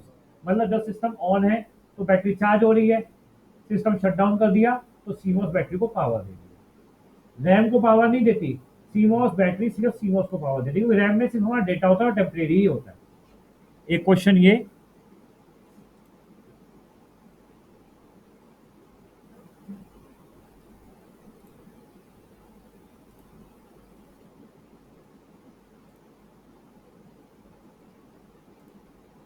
Second, you receive A ticket, ticket का मतलब problem, complaint, that user monitor is not working, how will you solve this problem. मतलब monitor work नहीं करने का मतलब है screen black आ रही है, इसको हम बोलते हैं नो डिस्प्ले। वही सेम चीज मैंने लिखी है जो मैंने आपको समझाया है। इसको हमने दो पार्ट में डिवाइड किया है। इस क्वेश्चन को देख लेना, ये क्वेश्चन दोनों 90% वैल्यू में पूछे जाते हैं। क्लियर हो गया बायोस क्या होता है? अब जो मैंने पढ़ाया इस पर कोई डाउट है किसी को? कोई है तो पूछ लो, अदरवाइज रिकॉर्डिंग दे लेना, मैं डाल दूंगा। यस सर, रिकॉर्डिंग डाल देना सर। कौन बोला है भाई? प्रदीप गिरी सर, ऑनलाइन। प्रदीप, क्यों पढ़े नहीं हो क्या? अभी ध्यान नहीं दिया? नहीं सर, पढ़े हैं, लेकिन ऐसा होता है ना, कुछ कुछ भूल जाते हैं तो ऑनलाइन से फिर दोबारा से देख लेते हैं, तो रिवीजन अच्छा हो जाता है फिर। चलो अच्छी बात है। ठीक है सर, थैंक यू सर।